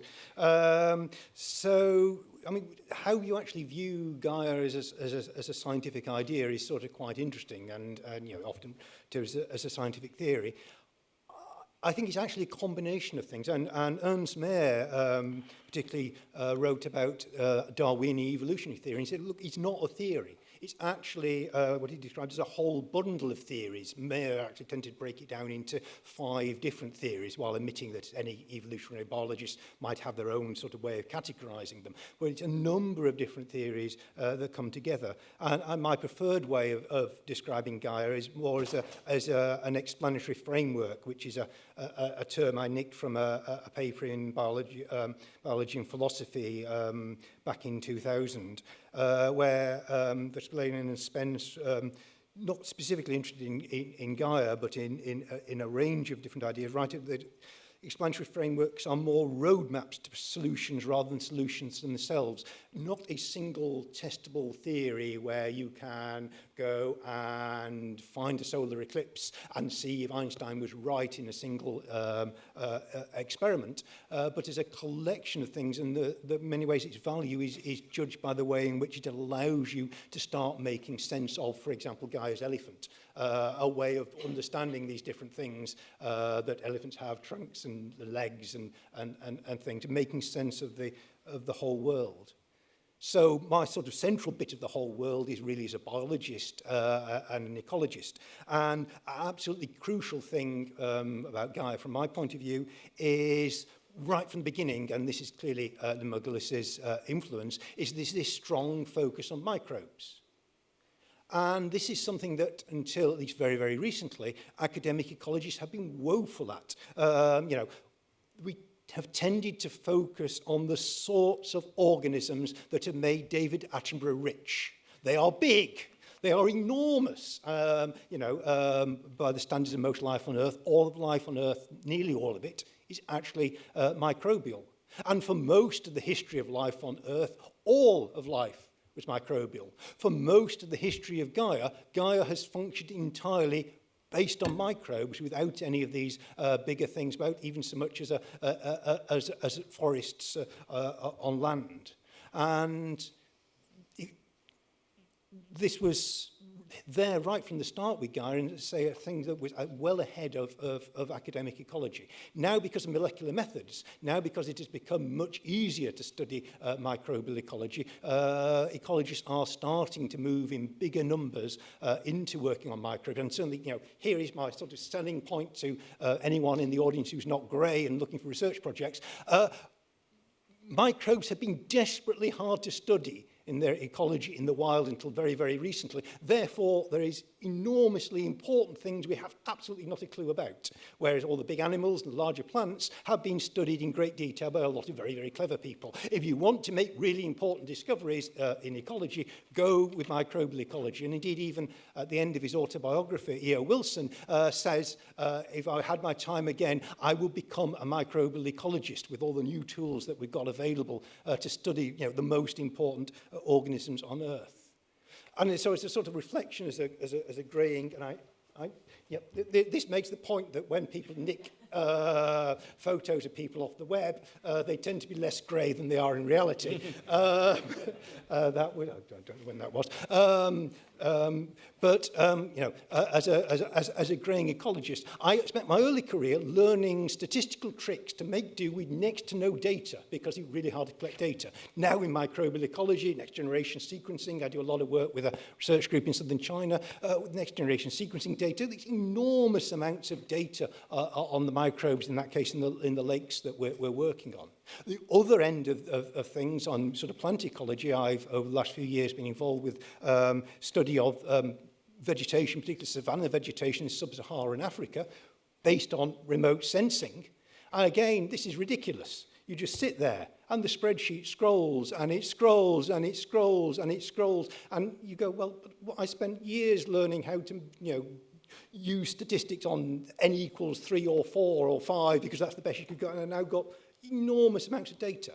But these enormous amounts of data are ball ends back with remote sensing viewing the planet from above. And the crucial microbes with modern molecular methods, they do provide ways into the sorts of monitoring that in the science essay by Tim and Bruno, that they quite rightly make great play of the fact that we need to, since we don't, it's a really complicated system to try and mess around with, the only sensible way is to actually monitor what you're doing and keep changing your mind as you find that, well, your nice idea isn't quite doing what it did. We can do these things now. The other thing that in that essay that I like as an ecologist, and it's been brought up in an earlier talk, is this idea about recycling and just how dreadful human technology is in recycling compared with what you actually see either if you're bookish in an ecology textbook, or if you actually go out and look at what's actually happening in the real world. So just some other sort of thoughts to finish with from the point of view of the sort of global problems we've got. We've got several philosophers here. If this was tied to Jim's 90th birthday, would have had another one, would have had Mary Midgley. I've got a quote which now tends to live actually so I have brought PowerPoint. And in my PowerPoints when I'm talking about Gaia, I now tend to have this towards the end of the talk, and it's from Mary's book, Science and Poetry. And she writes that a number of practical considerations are, in any case, making it clear that globalization cannot be avoided. Disasters do not respect national boundaries. Ships that sink tend to sink at both ends. And here I think we have a problem. We can, if not fix things, we have the science to make things a lot better, but it needs the political will. We now have a situation in the States and in this country and in many other countries where we become nationalistic to the point of outright xenophobia and racism. The opportunities for actually collaborating at a global scale over the next, hopefully these guys will get bored with them, and within a decade or so we'll have voted in someone sensible. But wasting a decade or two now is potentially catastrophic. It is the politics. I mean, if you really want to do something from an environmental point of view, don't be an environmental scientist. Be a political scientist with a small p, or a sociologist, or someone who can work out how you can construct systems to allow people to make the changes that we need. I haven't a clue. I'm a proper scientist. I don't operate very well with the company. I listen to a politician say, well, that's rubbish. And without having to understand why they're saying that, and more to the point, why people are voting for them, despite the fact that what they're saying is patently rubbish. But it's the people who can understand that sort of thing who probably are the people we actually need the most from the point of view of the environmental crisis. Thanks very much, Dave.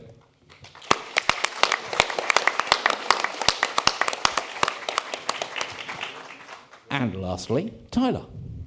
Thanks, Oliver. So I'm a Earth system scientist and a general systems scholar.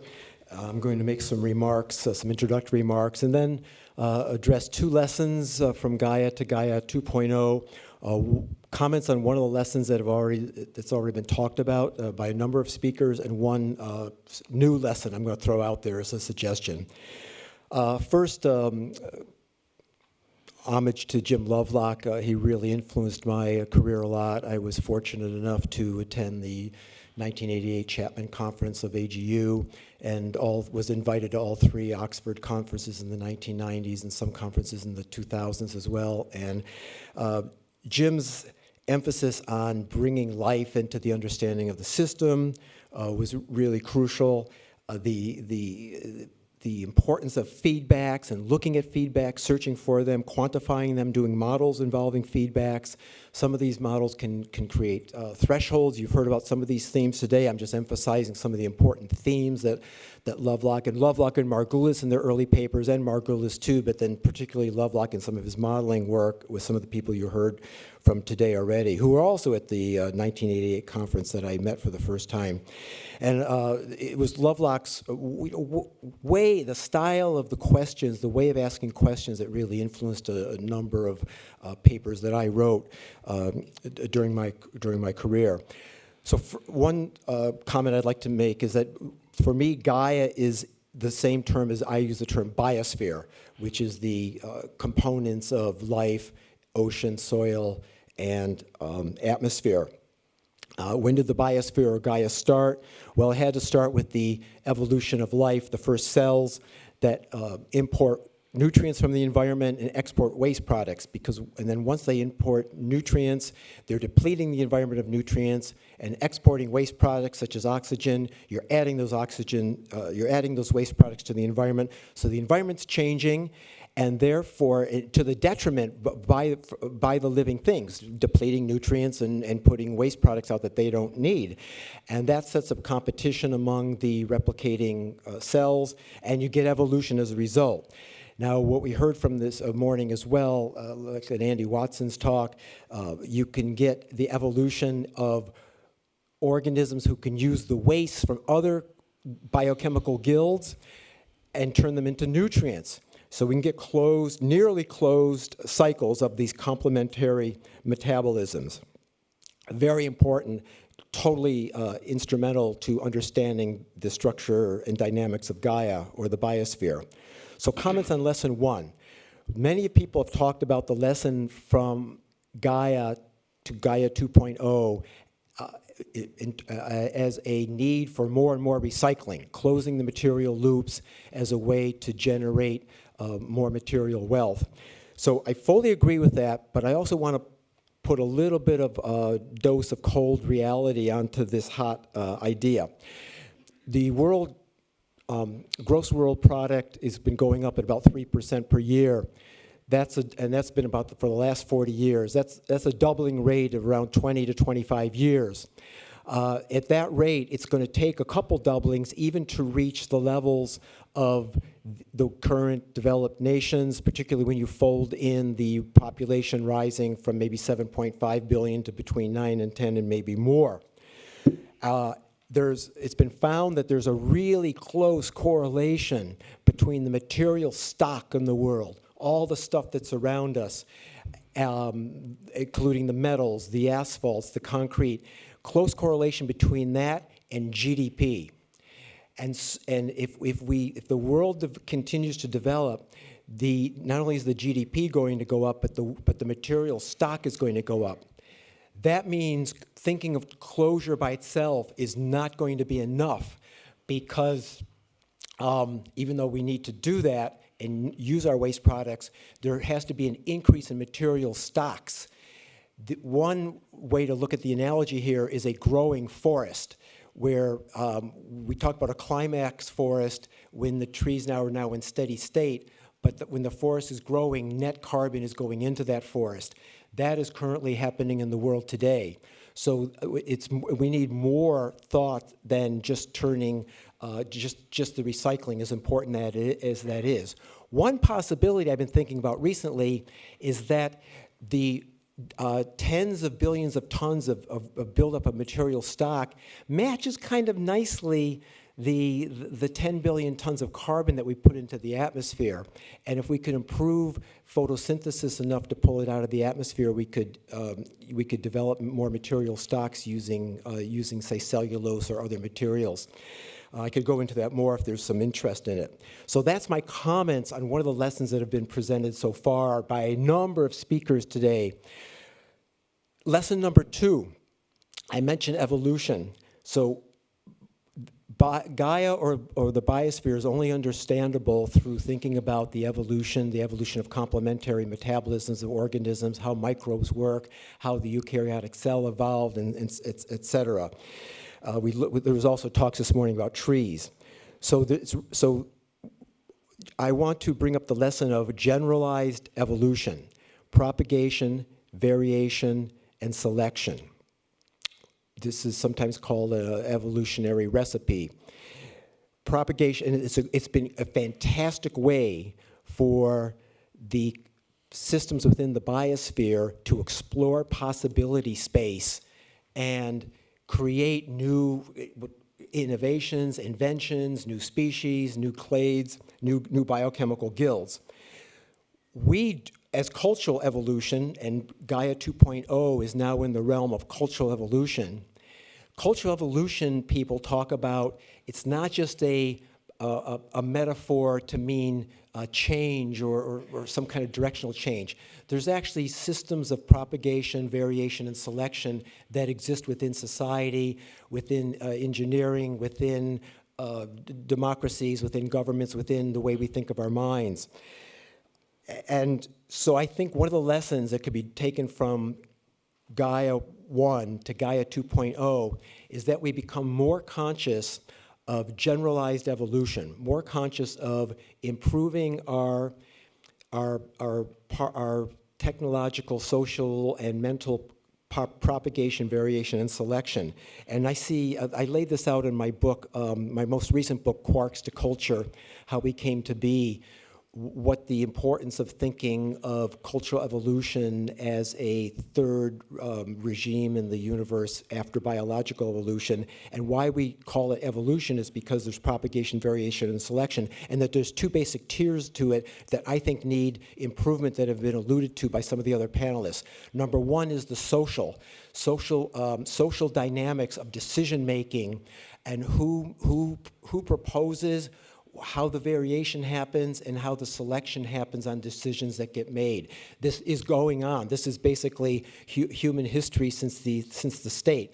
The second one is cognitive, our own individual minds and how we make our decisions, and mindfulness, meditation, and other forms of self-improvement come into this. So that's using PVS, and I think it's a lesson we can take from Gaia 1.0. Thank you very much, Tyler. I think not merely through sloth. I didn't arrange much discussion between the panelists before this panel. And I think it's instructive that there are two intriguingly different concepts of Gaia 2.0 which appear to be around here. One is the idea of the next iteration of Gaia as a research project, as a way of understanding. And the other is a reformulation of what it is for the Earth to regulate. I'm not going to say itself, or just to regulate. And I don't want to narrow down the discussion to one or other of those two Gaia 2.0s, but I want us to bear in mind that there are two different ways of thinking here. But to start off some discussion, I wanted to go back to Chris's quote from Jay Forrester, which I think is intriguing in being, to some extent, wrong. If I remember correctly what Chris was saying, he was saying that Jay Forrester says that human minds are not adapted to understanding complex social systems. It seems that you don't have to be a great believer in Robin Dunbar or anything else to realize that human minds are hugely well adapted to understanding complex social systems, but only from the inside. Humans are very good at understanding the social system around them, understanding what is fair, understanding how one makes an alliance and that sort of thing. So I wanted to ask first Chris, and then anyone else who wants to chip in. Does being a Gaian scientist actually require you to have a different standard of objectivity or a different point of view that puts you inside a system in which you are allied with other things, rather than looking at it from outside as Jay Forrester or as you looking at the terrestrial ecology in the Antarctic did? I think for me it is a recognition of the tendency of hubris, the tendency to see cause and effect where there is no cause and effect. And my interpretation of what Jay Forrester was saying, because he then, in his paper, gives lots of examples of well-meaning interventions in social systems to attempt to address obvious problems, which were dreadfully misguided and actually made them worse, because the connections perceived were not the actual connections, because the complex feedbacks often had different time scales, different time constants, that there were hidden connections that people were not aware of. So it's simply the humility of recognizing that if you're dealing with a truly complex system, it is what it says, non-linear, interconnected in ways that it's extremely difficult for the human mind to grapple. His point was that you can model these things and that the tool that the digital computer offers you is some hope of connecting an input at some point with a response at some other point. I wanted to ask, Dave, what do you think about that? So, yeah, well, actually, it sort of links with some non-Gaian stuff. I recently, for various weird reasons, because I got asked by a friend, wrote a paper with colleague Tom Sherritt on the Bayesian approach to the evolution of superstitions. And the argument in that, it's an argument other people have made, is that we have got, through natural selection, heuristic ways of leaping to conclusions that actually probably make sense in our evolutionary past, assuming cause and effect often where it isn't there, because not assuming cause and effect, the opposite thing can lead to you being killed by the leopard that is behind the bush or whatever. But also in the models, one of the things that tends to make superstitions work better is that is what everyone else around you believes. So, the example we use, and a lot of people use, lucky numbers are all over the place, and unlucky numbers. So unlucky number 13 here, you go to China, it's 4 and things. Not every Chinese person has a different unlucky number. Not everyone in Western society has a different unlucky number. It's been constrained by what everyone else around you believes, which might be wobbling, I guess, on some of the political edge of some of the political problems that I was talking about as well. So we may be just for very good reasons in the past, too good at assuming cause and effect where it doesn't exist anymore. Guy, I wanted to ask you, the idea of, because this was something in your remarks, and the idea of balance of, you talked about boundaries in one of your remarks. Do you think the ideas of self-regulation that are bound up in the common perception of Gaia, are they things that when you speak to the public, they glom onto? Are they distractions? How useful is Gaia as a way of talking about the environment to the public at large? I think... I actually asked Gaia, but I'll come on to you. Sorry, yeah. For me, I think it's a really useful metaphor because we think of our planet, we think of, well, it's named after the goddess Gaia. We think of it as a living being. We invest a lot in its life-giving force. Everything that we have comes from our planet. We don't get anything from anywhere else, and it's quite sobering to remember that. But in terms of the details, when you talk about Gaia as a living organism, well, then you stray into some other problems. So if it's evolving, well, is it reproducing? No. Is it has it evolved via natural selection in competition with other planets? Well, there's quite a lot of people are coming up with explanations that fit it. Perhaps there were a lot of competing Earth-type planets before, or perhaps life started in different ways, and this is it's evolution by elimination of the least fit, perhaps, if you look at it that way. So I think for me, Gaia is useful as a metaphor, as a self-regulating system, because at the scales and at the, again, back to perspective, if you come out wide enough and you look at it as a self-regulating system, it over the billions of years time frame, it's life has been sustained, it's changed and evolved, it's been sustained. The gases do seem pretty stable over millions of years and so on. So, and in our recent history, very recent history, we can see how humans have dramatically altered those gases, and we've had that input. So that's having effects, measurable effects already. So if we think of Gaia without human planetary effects as a self-regulating system, and then we think of humanity coming in and pushing that equilibrium out, I think that's quite useful quite useful because we can relate to other systems that have been pushed out of whack, can't we? Like a forest or a living pond, or the body when it's invaded by an organism. So we're used to thinking of this kind of idea. Tyler, as the author of Gaia's Body, as well as Quarks of the Cosmos, both of which are available at good bookshops near you, or if not, at a good bookshop online, what do you think about the metaphor point? In terms of thinking ahead for talking about Gaia, how you, I think, possibly slightly provokingly to some, said that you think that Gaia is simply a synonym for the biosphere. But what do you think about the way that it might or might not be a metaphor? What do you mean, might or might not? Well, I don't know whether you think it is or isn't. I don't think... As a black and white question? No, I'm asking you to consider, as someone who wrote a book called Gaia's Body, how much do you see Gaian theory as being different from just an understanding of the biosphere, and specifically the idea of, quotes, being alive? How much does that influence your thinking about Gaia? Right. Well, as I said, the main influence on me was the way that people like Lovelock and Margulis were asking questions, like focused on life. Where are their leverages? Where are there things about life that we hadn't quite recognized yet could be put into the mathematical equations?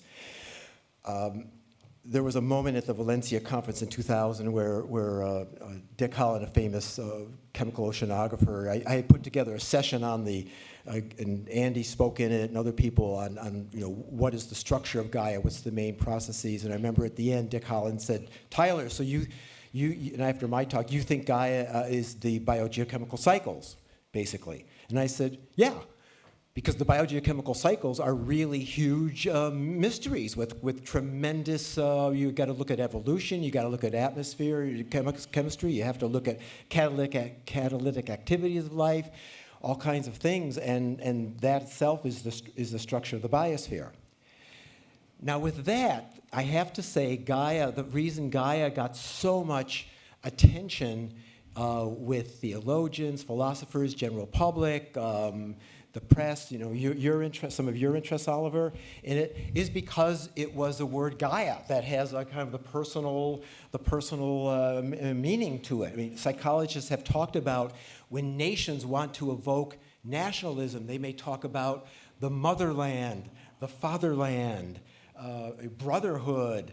Using human social terms is a way to get people's minds, the Paleolithic evolved mind in the social groups that you talked about, with let's say the Dunbar number.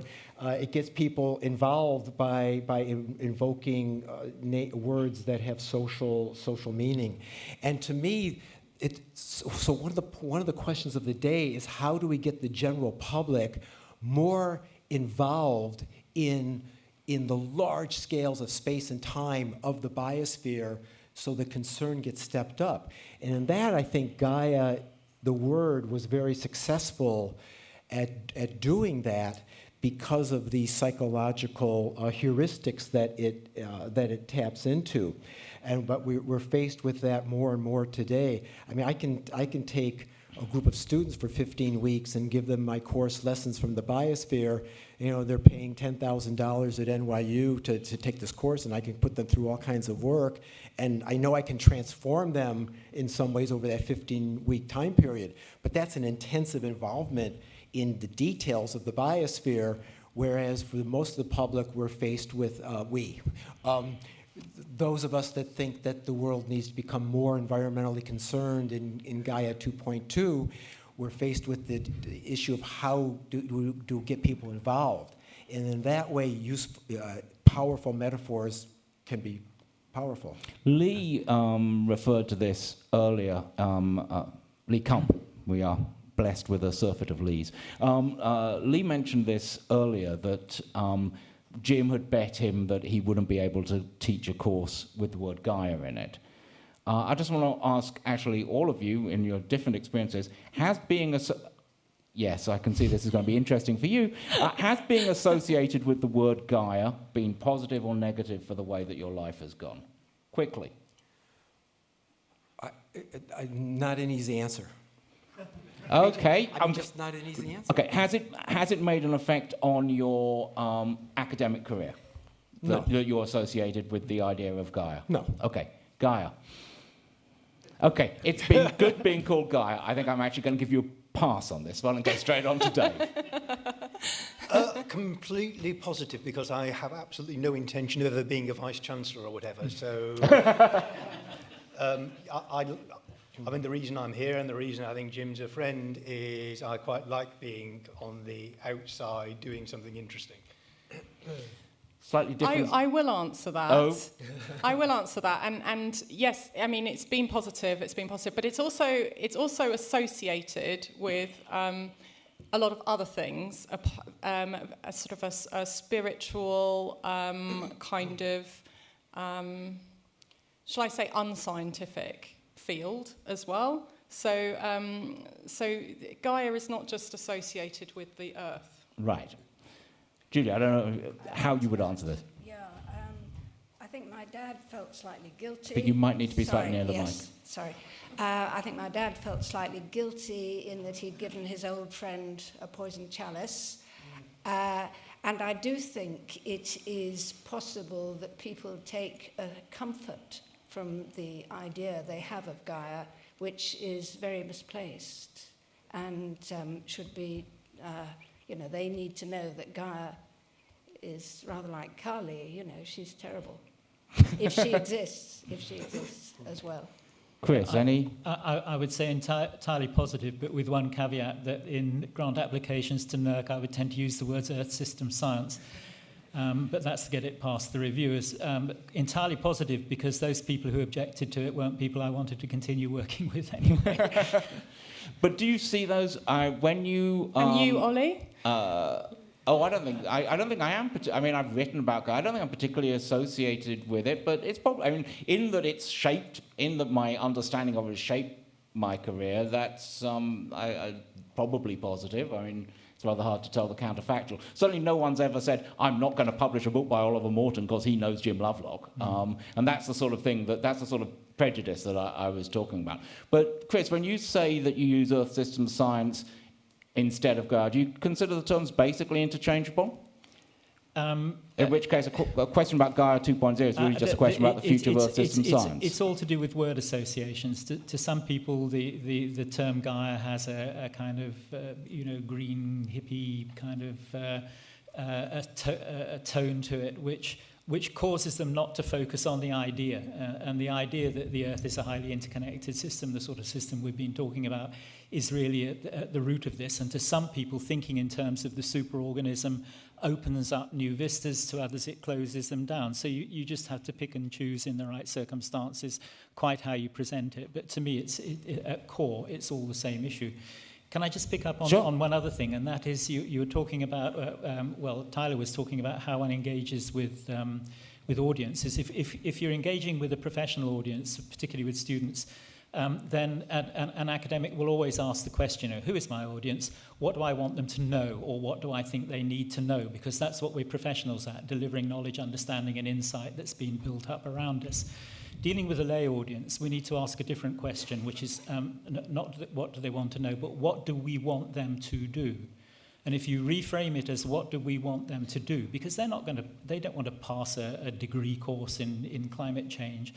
And as soon as you reframe the question that way, which is, after all, what Gaia 2 is all about, then it may turn out that it's not necessary for people to know very much, other than to just be reassured that the basis upon which the discussion is being held is rigorous and defensible and so on. And so there's a mode that a scientist can adopt, but relatively few have been willing to do so up until now, because they're always worried about being seen as advocates. And that is to shift out of the professional presenter of climate science to the informed citizen mode. We're all citizens of a country. We're all allowed to have views, emotions, and so on.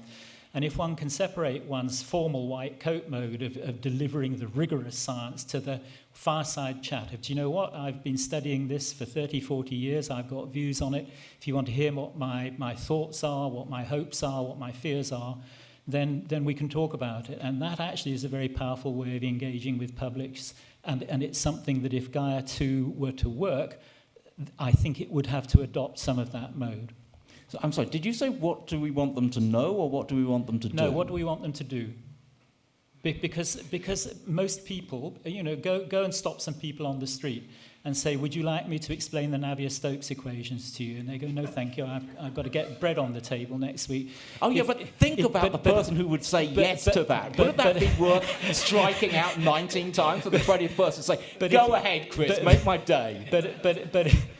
It's interesting. One of my colleagues has made it a promise that each day he will engage somebody new unexpectedly in a conversation about climate change. I was stuck on a very crowded train travelling back from Waterloo the other day with about 50 people around me, and in the end I didn't have the nerve to do it. But you need to find a way to engage with people, and people are just interested in how to get bread on the table, how to gain advantage, and how to avoid disadvantage. And also you can tap into their curiosity. But in the end, you have to figure out, well, what is it I want them to do, and how would I persuade them that that would be something that they would be interested in doing? And that opens up a whole different conversation. Great. I'm going to open up the same conversation, but more widely. A few points. I would value in the audience brevity. I am open to points that are disguised as questions, but please make the disguise at least tolerably good. Let me know, and if you want to really take issue with some of the things these people have said, then please do so. Let us not be held back by politeness. Also, I'm told that the people at the back are hard to see, but there's a person at the back there who I can see quite well, and so I'm going to start up there. If you feel like saying who you are, do so, but if you wish to not do so, don't. I can say or aliases. I'm Natalie. I'm doing a master's down on the Cornwall campus in sustainable development, and I was really excited to hear about how we communicate some of these topics, because I've come from a very unscientific background, thrown into the science over the last year, and I agree with Tyler, if you are completely absorbed in this, then it's very, very easy to understand and start connecting that to more parts of your life. But if you're just interacting with people who are going about their daily business, it's a lot more difficult. So I'm interested, and I think we have talked about it, you guys have talked about it a little bit, but how human-centric we can make Gaia, and whether that's taking Gaia 2 in the wrong direction or the right direction. I was really interested to hear about the bacteria impacting the atmosphere, and also the story around James Lovelock and his history and background, and how that's also impacted his work and way of thinking. So empowering people maybe not to think of themselves as bacteria, but how that we are sort of more empowered to have those conversations on the train and share this information further through taking some of the learnings from the science of Gaia 1. So, okay, pick a panelist to ask to respond to that, would you? I would really like to hear Tyler's response based on question 2. Thank you. I'm going to take 2 more questions first, but we'll come back to that. 2 more. I'm going to take another person waving at the back, and then I'm going to take Bruno. Back there.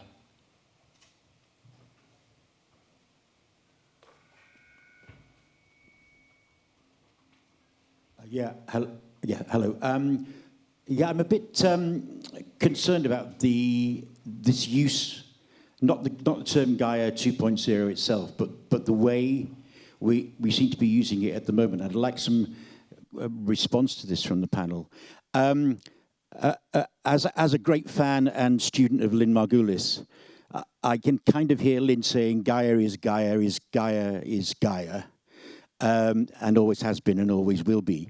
And when I hear the term Gaia 2, I can kind of feel what we're getting after. That we're bringing humans into the picture, but I think there maybe is a little danger that we start to think that we can change, that we are somehow changing the Gaia system itself. Where I feel that what we're doing is changing humanity's response to Gaia, because Gaia, if we were to disappear now, would carry on. Gaia doesn't need us, but we need Gaia. And I just... Would you like to name a particular panelist that you want to respond to that? No, okay. Not at all. It's That's just fine that too. we getting into this drift of a concept of thinking that we are actually changing Gaia, the system. We are affecting it, but we are not as it were, changing the underlying what Gaia is, basically. Thanks, Peter. Bruno. Can someone get a mic to Bruno? Yes, no, you are indeed. But I'm just trying to get a microphone to you so that your words can be relayed through the... There. I'd like the panel to respond to one of Oliver's argument earlier that there are two ways of doing the sort of, I mean, there are many others, but 2.0. One of them is to say, well, the one was okay, but now the number two, and that's the metaphor of software, is a much better way of doing it because humans are now in charge. And the other one is exactly the opposite, which is what Tyler's mentioned, which is if we wanted to learn from Gaia 1, which we begin to understand how we should behave, the Gaia 2 would be very different because it would require very different type of human attention and interest. So you propose that shift, if I understood right, it was not commented upon, so I'd like to hear more of the panel, if they want. Okay, thank you. Tyler, could you come back on Natalie's point about the role of anthropocentrism in discussing Gaia and the environment? Right. Maybe we can have it both ways somehow. If the anthropocentrist framing can get some knowledge in that's current science and give the point of view that science itself is an evolving system. In other words, I think of the scientific method as one of these propagation, variation, and selection devices that was a fairly recent invention in the last few, 1600s and on, which is part of the human system to have cultural evolution. And the scientific method is one of these inventions within the larger cultural evolution. So I think at the same time there has to be more of an appreciation of the scientific method, and that would be my most general response to what you said. And I think Bruno challenges us, as Peter does in a slightly different way, to actually come and confess and the question that I've been trying to slightly originally sweep under the carpet, which is what do people mean by Gaia 2.0? So do we need a new form of Gaia theory that, unlike the original Gaia hypothesis, which was developed in the Holocene, do we need a Gaia theory for the Anthropocene? Or do we need to create, and this is the thing that would strike Peter as something bordering on the heretical, do we need to create a new Gaia in which humans play a new role? I think that's what I'm going to turn those two questions into. And I'm going, since Tyler was just on, I'm going to start up there with Chris, and I'm going to come right down. Okay, well, I think you're right. We're probably slightly talking at cross purposes here. Having read Jim's new book, I've been talking about Gaia 2 very much in the terms that we heard earlier. It's a sort of geoengineering, but essentially it's taking the idea that the biology regulates the conditions on the planet to be suitable to its long-term evolution, which of course answers the, why is it that the planet can't procreate? Well, it doesn't need to. The whole point is it's using evolution and the packages of all of us. So, the eukaryotes are laughing at us, as Lynn Margulis used to say. It's using evolution to promulgate itself into the future. The difference now is the Anthropocene, in the sense that up until now, the biology has not done this knowingly, whereas we're in a position where we are, first of all, we've upset the energy balance of the planet, we're destroying the biodiversity and so on. So we not only know what we're doing, but we know what we might do to maintain conditions on the planet conducive to our longer-term existence. So we're now, if you like, inviting ourselves to intervene. Jim's point is that I think, and it's the point I tried to make, that our history doesn't show that we've got a very good record of being able to manage things like this for one reason or another. Mark I brain is not up to it.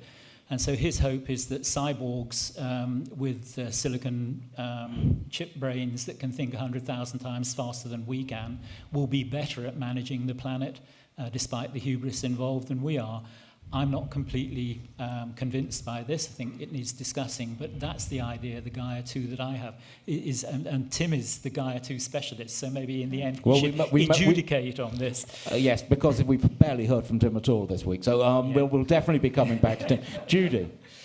I don't really have a very clear idea about this, except I've for a long time had an uneasy feeling that perhaps the human race's last great artifact is going to be its own disappearance. On a slightly lighter note, would I be right in thinking that your father would have really disliked the term 2.0 put after anything, or? He did at least half of a science degree at Oxford. He wouldn't have worried about it at all. Yeah, I just think of software marketing, not science. Anyway, Dave. Yes, I mean, it is sort of quite interesting since the two people who wrote the essay are sat there telling them what they actually meant. Although I did something similar at the Valencia meeting, telling Jim, who was also sat in front of me, what Gaia meant as well. One way of looking at it, I think, and a good way of sneaking upon these things, is to paraphrase Peter Medawar, who described medicine as a technology based on the science of physiology. One way of looking at it is that Gaia 2.0 is a technology based on the science of Gaia that we can apply to attempt to dig ourselves out of the, or at least make the hole we're in smaller. But Bruno is frowning at me. Gaia, frown at Bruno. She has a great frown. Anyway, go on. I mean, so if we think about the planet, if we think of Gaia as the planet and the living systems on it, which I don't think, they might be in equilibrium, but they're never static, obviously. Things are changing all the time. That's the whole point of these complex systems that are interacting with each other, and they reach new complexities and they reach new equilibriums and move around anyway. Yes, there will be life on Earth. I mean, if you think of life as basically a chemical system, chemicals that can provide the energy and to self-replicate. That's all that life is. It's just chemicals that self-replicate and can make their own energy out of the sun or whatever, eating something. That will continue. But there was an earlier question about anthropogenic, thinking about it from anthropocentric, thank you, point of view. For me, as a human, it's always going to be about me and humanity. That's what I care about. I care much more about us than whether tigers carry on existing or whether how we might continue. And so for me, that's the most important thing going forward with our complex Earth systems. And we are moving into different territory. We are moving into an Anthropocene, a time of much greater human population, more limited resources, a completely changing, unreliable climate, which affects our food systems, all the ecosystems that clean our air, etc., etc., etc. I think that there are ways of moving, of surviving this, and hopefully. With the population, when I say surviving, I'm not talking about humanity surviving, our species surviving, which could survive with just a few thousand. I'm talking about a population of perhaps 10 billion. I really hope, because if you lose that hope, it's a very sad state to be in. So I do think that we can survive like that. I think we'll have to change, and I think when we think about the Earth systems, when we think about what we've got, they're going to be dramatically changed, certainly over the next few centuries, because of what we've committed in terms of carbon dioxide persistence in the atmosphere, and ecosystem changes. And so we're going to think humanity is going to live in a different place. It won't be living perhaps in the tropics where we evolved. It will be living more at the poles. The Earth system itself will be different, and all of that will be different. The chemistry of the oceans will be different. The chemistry of the atmosphere will be different. The amount of vegetation, the bioproduction of the sphere might actually go up because more carbon dioxide. I don't know, but I think it will be changed. But I hope that we'll survive. It will be a different system. Thank you, Tyler. Well, when I first saw the term Gaia 2.0, I thought, oh, this is synonymous with what I was calling the dynamic realm of cultural evolution coming out of biological evolution. But then thinking about what you two did in more detail, I now see it as synonymous what in my book, Quarks to Culture, I called possible fundamental level 13, which would be the planetization. And the way I see this is that in the levels I designate as level 10, which was the start of cultural evolution, humans have what the anthropologists call metagroups, groups of groups, and it's language and material culture that allow this connection to get us out of the primate-sized groups into something larger. So in a sense, I like to think that by the Middle or Upper Paleolithic, we actually had the ability, because we went beyond our local group, culture gave us the ability to potentially be global.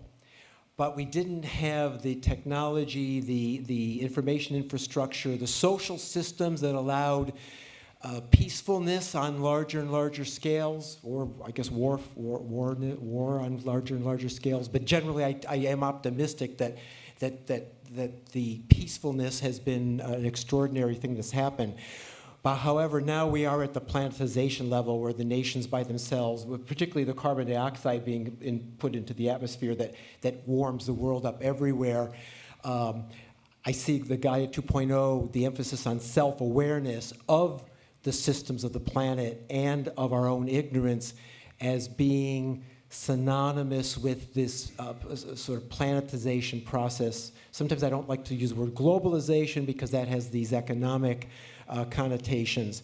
But clearly we are on one Earth now. And maybe this is some of what you're calling the intrusiveness, the knowledge of the biosphere, the knowledge of the limits kind of coming into us and shaking us up in a certain way because we have to face this. And as we get to maybe 9 or 10 billion people, one of the big issues that I see and why I emphasize the cognitive PVS in our minds, getting better at our own decision-making and watching our minds, is because as the scales go up, the individual can get shrunk down to being potentially more meaningless. And how this is going to play out in the future, I think let me just say, we live in interesting times how that's going to play out, but I think we have to think about the role of the individual at the same time we're thinking about the large system. And that gets into the thing that was talked about this morning, Gaia connecting the small and the large simultaneous. So if you think about translating that lesson of the biological connection between the microbe and the biosphere, if you think of transferring that to the social systems, the individual to the planetary social system is something that is a sort of a parallelism. Thank you, and thank you also for reminding us of possible fundamental level 13, who were a very successful Belgian electro-funk band in the 1980s. Individuals looking for meaning, there was one up there.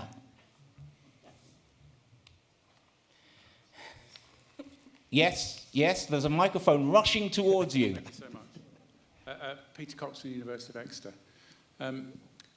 Would the panel agree, now Oliver knows I'm about to make a statement, that we are at a height in the recent past of recognition of environmental problems, and therefore we might actually be as close as we've been to getting towards Gaia 2? Could you repeat that? And could you repeat how that's different from the question they just answered? I think because it's an attempt to inject some optimism here.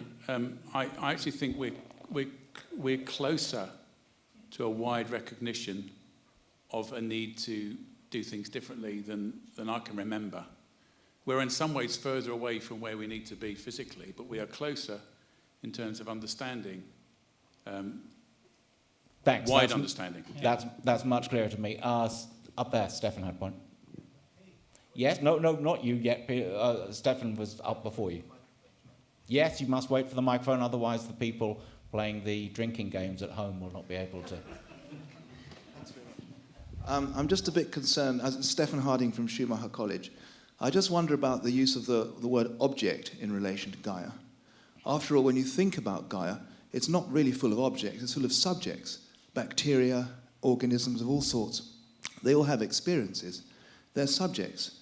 So would it be that would it be helpful to think of Gaia 2.0 as being constituted by subjects? Might it help us to stop thinking of the Earth as an object, but think of it as a great collection of subjects?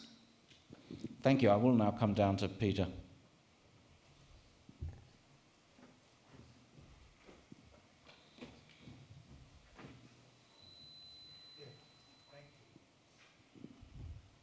In all humility, I would like to suggest that the domination of Gaia is just over, and we're now in the realm of civilization, which is more effective for the Earth. And in fact, it's the Earth that does the evolution, has done the evolution, and it's also the Earth that does the civilization. And we are just minor players in the whole field. Trapped in big structures that are larger than we are.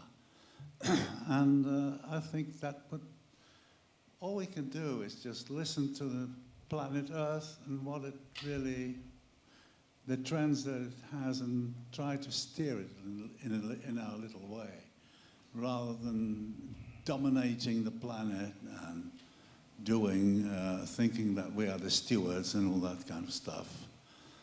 So that's my point. Okay, I'm going to stop at those three, and I think Planet Earth will, of course, tell us that it is blue and there is nothing we can do. But the optimistic point, this idea that at the same time, it seems to be a slightly sort of like darkest before the dawn point, but at the same time humans are most in need of and closer to a wide recognition of the need for change. Does anyone want to speak out against that optimism? So that's an optimism that we all kind of share? Except that you don't see it in the politicians. We have, certainly in several countries now, people in power who are probably less likely to act in an environmental way than we would have had, say, 5 or 10 years ago. So there is maybe at a lower level, but it's not feeding through to the people that they're voting for. Okay, then...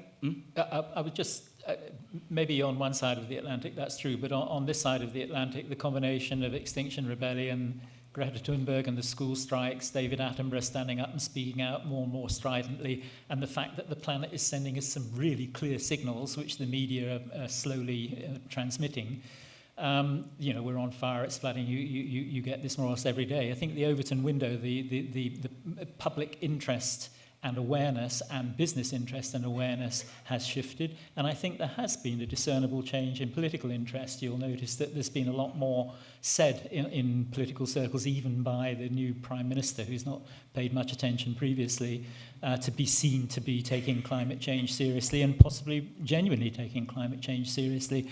One of Theresa May's last acts in a desperate attempt to have some vestige of historical importance was to commit the UK to net zero by 2050 and so on. So I think the political class is sensing a shift in public opinion and is responding. Yeah, my worry is you probably take them 5 or 10 years, and we're just at the wrong moment to waste 5 or 10 years for them to catch up. Judy. I think the optimistic point to add to that is that people seem to be moving their money away from killing the planet. I think it's like blood, it's going to flow in the right way. I think that's the really optimistic thing, and maybe we can stay. Just to strengthen that, if I can just add, there's a huge amount going on below the waterline that you hear nothing about, but more and more communities of businesses and others are doing amazing work on both reducing emissions and attempting to become more resilient to climate change. There's a huge amount going on that simply never penetrates the public consciousness through the media, and that's changed a lot over the last few years. So there's good reason to have some optimism. Whether it's at the scale and pace that we need is a different issue. Going back to Stefan's point, is there a need to talk about this less in the objective language of some forms of science and to relish the subjectivity of Gaia? This actually goes back, I think, to almost the first question I was trying to ask you, Chris, but is there a better way of talking about Gaia available to you if you abandon the idea of talking only about objects in the world? Dave? the really interesting thing about Gaia is it is a mix of the biology and the physics and chemistry of the planet. It is a system that involves both. I'm sure, going back to an earlier question, the fact that people find that they can respond emotionally to Gaia. You will never take people with you with just facts. People need some sort of emotional response. So the fact that you can see it in some sense as a living system is, I think, helpful. Tyler? Well, Stefan, good point. We definitely don't want to see this as an object, kind of a pure object that just has mass and mass, right? It's more than mass. It's more than chemical dynamics. It is, as I was wrestling what Gaia is. I don't actually like the word superorganism, probably as you know, or really saying it's alive, but it's consisting of living things that are in an evolutionary network, and so in that way, it's really unique. So maybe finding a way to get beyond the subject-object dichotomy is a good way. But if I were to say, you forced me into a choice, I would go with the subject way. Because, we have to think of it like the way we'd think of our home with other people in it. Even if our dog, for example. So in that way, I'm with you, but maybe we can talk about even getting out of that sometimes overly simplistic dichotomy. But Chris? Yeah, Jim told me that a few years ago he and Sandy spent a day at the Hadley Centre and were shown the results of all the new modelling that was going on at the time. And driving back afterwards, they're still living in Devon then, they were silent for about the first half hour or so. And then Sandy said to Jim, that was quite upsetting and quite frightening, wasn't it, to see how the planet might look in 20, 30, 40, 50, 100 years' time. And Jim said, well, the thing that frightened me most, he said, was that I felt we spent the whole day talking about another planet, the object of study that was sitting in the computer and being very professionally dealt with. And at 5:30, people put their jackets on and got in their cars and went off to Tesco's and picked up the kids from school. And these were two completely separate planets. And he's saying as long as that's true, and of course there's a reason for that. If you talk to psychologists and others, they say, well, climate scientists are the most successful at disavowing what they know, because if they didn't, they could very well suffer from mental problems, depression, or not function as people, because we know what is coming down the track towards us. So that is a problem for us, because we push that away and we deal in a very professional way with this object, but talking about the object doesn't connect with people. So it's overcoming that hurdle and at the same time not exploding internally, because one suddenly has to confront what one really knows. So this is a crucial issue. And how would you relate that to the point that Peter was making about how, to some extent, you have to take what I think was a more sort of like quietist attitude? That you have to say, well, these are the things that are happening, and one can only really meddle at the edges. I think that the framework has to be, look, let's be positive. Look at the quality of life we all lead. 7.5 billion, not everybody, obviously. There are still many who suffer dreadful poverty. But the availability of energy through the use of fossil fuels has transformed human existence in so many different ways. And so it was an unwitting problem that we have, upset the energy balance of the planet and all these other things. The time now is to have an adult conversation about it. So it should be as emotionally neutral and intelligent and adult conversation. And I try and hold those with Shell, for example, which sometimes is not seen as an appropriate thing to do. But it's that framing, it seems to me, that's important. And surely that's what all of this is about. I think it's what Gaia 2 is about, at least in my mind. Okay, I'm going to take 3 questions. I'm going to take them from over here because I feel this lot seem to have been a bit neglected by me. Up there, white jacket. Yeah, no. Do you want to speak or do you want to wrap up the session? Okay, well, I'm going to ask this bloke first because he's got a microphone, and then you can speak quickly because I like you. Don't like the rest of you. Yes. This is a somewhat rhetorical question, sorry to say. Does the panel feel that climate change and global systems science may be taking over what Thomas Carlyle called the dismal science, referring first to Thomas Malthus, and that has moved on to economics, something that no one wants to read about or study? Do we not need vitally the affective side as well as the cognitive side, the Greta Thunberg's, the extinction movement? Thank you. Question, can you pass the mic down in front of you, but Tim, in the... Yeah, thanks. My name is Hilary Silato. No, I was actually asking Tim first because he was going to come in. Okay, but he is ceding the floor to you, but please can someone give a microphone to Tim? Thank you. Yes, you. Oh, okay. Caroline. Yeah, okay, sorry. I've been doing some work with the International Council on Systems Engineering about definition of systems, and kind of ran into a roadblock when people wanted to insist systems are objects. What does the panel think of the proposition that that ontologically a system is a system? In other words, it's not subordinate to anything else. Tim.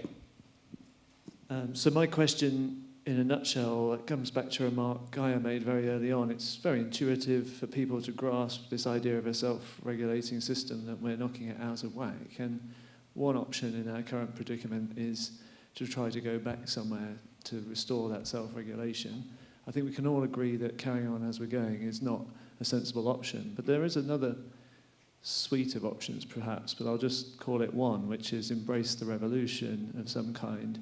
So envision, invent, create, design a future that's powered by solar energy, with materials cycling, with a hierarchical network means of information communication. That's what we were trying to convey in Gaia 2.0. So my question to the panel is, which way are you going to go? Should we embrace the revolution, or should we just try to back off and somehow magically return to the Holocene?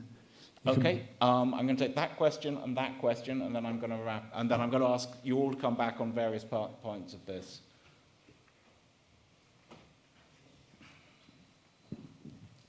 Hi there, Duncan. Just in terms of Gaia 2.0, can the panel just clarify, will it be delivered at lowest cost and with most of the population in the Western Hemisphere not believing experts?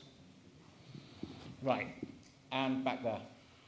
Hi, I'm Paul Lussier, former director of the Science Communications Network at Yale, now a visiting fellow here at the University of Exeter. I have a question I think mostly directed to Chris, although I think it also applies to Guy and Dave in particular. I'm always surprised in these sessions that communications actually is not represented or considered, given the importance that communications and the information transmission requires towards an understanding of Gaia 1, let alone Gaia 2. And just one more point to share as I ask a question of Chris, that in the work and the research that we've done, in fact, the NASA photo of the Earth is resoundingly rejected by most people because they feel it does not, people aren't in it and people aren't represented, and they have no understanding or appreciation whatsoever, except for a few, of this sort of planetary consciousness. And to that degree, to the degree that the... So just as a point of information, is that a sample of Americans or a sample of people in general? Americans and Europeans. Okay. Okay. So to your point, Chris, we have also the issue where actually people resist that complexity. Not that they're necessarily incapable of it, but they resist it, consciously and unconsciously. And so I was wondering, when you were talking, Chris, about persuading people and getting them to do something, that in our work actually is the perfect example of holocenic communication versus Gaia 2 communication, because you're not sharing, you're telling, and you're assuming the leadership position. So my question to you is, have you given thought, Chris, to the form of communication that might be appropriate to sharing the information about Gaia 2.0? I think to some extent the answer that Chris gave earlier is yes, and he disagrees, but I'll let him say that, but very quickly, because I then want to finish. I apologise for misrepresenting. When I ask the question of myself, what do I want people to do, it is largely to engage in a dialogue where they invent their own outcomes. So I'm absolutely not trying to take a paternalistic imperialist telling everybody what to do. It's how to engage in a proper dialogue so that we collectively come to some conclusions. I work with a neuroscientist who says that on any subject, before you expose an audience to it, there will be a general range of assumed knowledge. As soon as you intervene, you divide. You will bifurcate that group. And the clever thing to do is to draw as many people into your dialogue as you can and alienate and reject as few as possible. But it's impossible in a human conversation not to have some people who reject your position and others who adopt it. So this is a whole, I've been working with neuroscientists and marketeers and narrative specialists for 4 or 5 years on this. We know what you shouldn't do. It's very difficult to know what you should do because we would have solved the problem if we knew that. So we should maybe have a discussion afterwards about this. Okay, I'm going to, in the interest of time, of which there is in theory 1 minute, I'm going to take the rhetorical question as having been rhetorical, and the point about the lowest cost and the Western Hemisphere not believing it as having been to some extent wrapped up into some previous answers. And so I'm going to ask you to answer Tim's question about embrace the revolution. Is your strongest instinct when it comes to action in this sphere to press forward into something entirely new or to go back towards something old? And I'll start with Chris Ropley. Yeah, okay. The system has hysteresis in it, so if we sucked all the CO2 out of the atmosphere that we put in, it wouldn't necessarily go back to where it was. However, as a principle, you should always try and solve the problem at source rather than at the tailpipe. I fear that we're being pushed further and further to attempting to patch up the symptoms through geoengineering, which I hate the concept of. So I would first of all try and minimize our ongoing impact on the system, but at the same time recognize that we're going to have to adapt to changing conditions and also try and perhaps minimize what those extremes are, regrettably. Okay, thank you. Judy, forwards or backwards? Well, I think forwards, though revolutions are bloody. Thank you. I think that's a very good point. The idea that we can all agree on the way forward is an artifact of thinking that there's a we to agree. Dave? I mean, it's going to have, if you want to provide, I mean, it's Tyler's point, the sort of Western lifestyle to the whole population of the world, it requires energy. So there is an aspect where we're going to have to use, solar energy to provide that. So that's a way forward. I mean, emotionally, I'm basically a naturalist. I would like to go back, but it's not entirely feasible. Okay, Gaia. Yeah, well, we are in the Anthropocene now, I believe, but we need to make collective decisions, which we haven't even started conversations on, about what aspects of the Holocene we want to keep, and especially to do with, we can't conserve every species that we're losing at an enormous rate. So what ecosystems do we want to keep because they have value for us? What ecosystems, what things do we want to keep because they keep us alive? And at the same time, we are, at the moment, we're not in balance. We are going, there are a lot of extreme things happening, and I think it would be a great idea if we tried to reach an equilibrium, even if it's not the Holocene equilibrium, an equilibrium as soon as possible by whatever means, so that we can gain strength and find ways of doing it in a sustainable way. But I think I do think that needs to be thought out quite urgently. Tyler. Well, the numbers I'm thinking about are global population up 30%, global food production up 50%, global water use up 50%, global material stocks up sixfold, global GDP per capita, well, global GDP up about sixfold, probably energy 2 to 3 times today. It's not as much as the material stocks, but probably 2 to 3 times. How are we going to make that happen and keep within safe operating spaces? Will that be a revolution of some kind? I tend to think yes, so I would say embrace the revolution and let's get on with it. Okay. I'm not going to attempt to sum that up. I am just merely going to point out that, as some of you who are keen followers of such things will know, last week Marvel Studios announced that the 4th Thor film would be called Thor 4 Love and Thunder. And so, in deference to good points from Judy and Dave, I think instead of talking about Gaia 2.0, we should talk about Gaia 2 Love and Microbes. Thank you very much.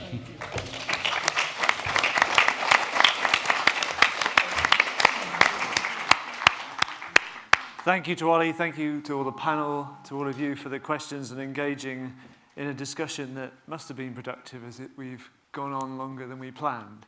I'm just here to enthuse everybody to attend the poster session with a glass of Pimm's in hand, I believe it'll be, because there are some fantastic posters out there from many of you, and you know where they are. They're out in the main forum space. So that's what's happening right now, poster session and drinks reception. At 8, we'll be starting the Earth-themed open mic night at the Citygate Hotel. There's food available there. It's kind of a pub, basically, and to get there, well, Google Maps if you've got it, but there'll also be a group walking from here at around 7, I believe. And if you desperately want a paper map, there should be some printed at the desk where you registered. So one more word from me, and that's for the energetic. I may live to regret having agreed with Tom to do this, but those that would like can join us for a run tomorrow morning that comes out of work Tom Powell and myself have both been doing with local artist Anne-Marie Culhane. I will take anyone brave enough from the speakers and panel groups from their hotel, the Southgate in Southernhay, and I believe, Tom, where are you? That's what he looks like. We'll be leading, I suspect, the bigger group from Holland Hall, and we will somehow convalesce? What's the right word? No, that's... Coalesce, sorry, not convalesce. We will coalesce somewhere on the riverside, but that's entirely voluntary. So let's enjoy the posters and the drinks reception, and thank the panel and Ollie again.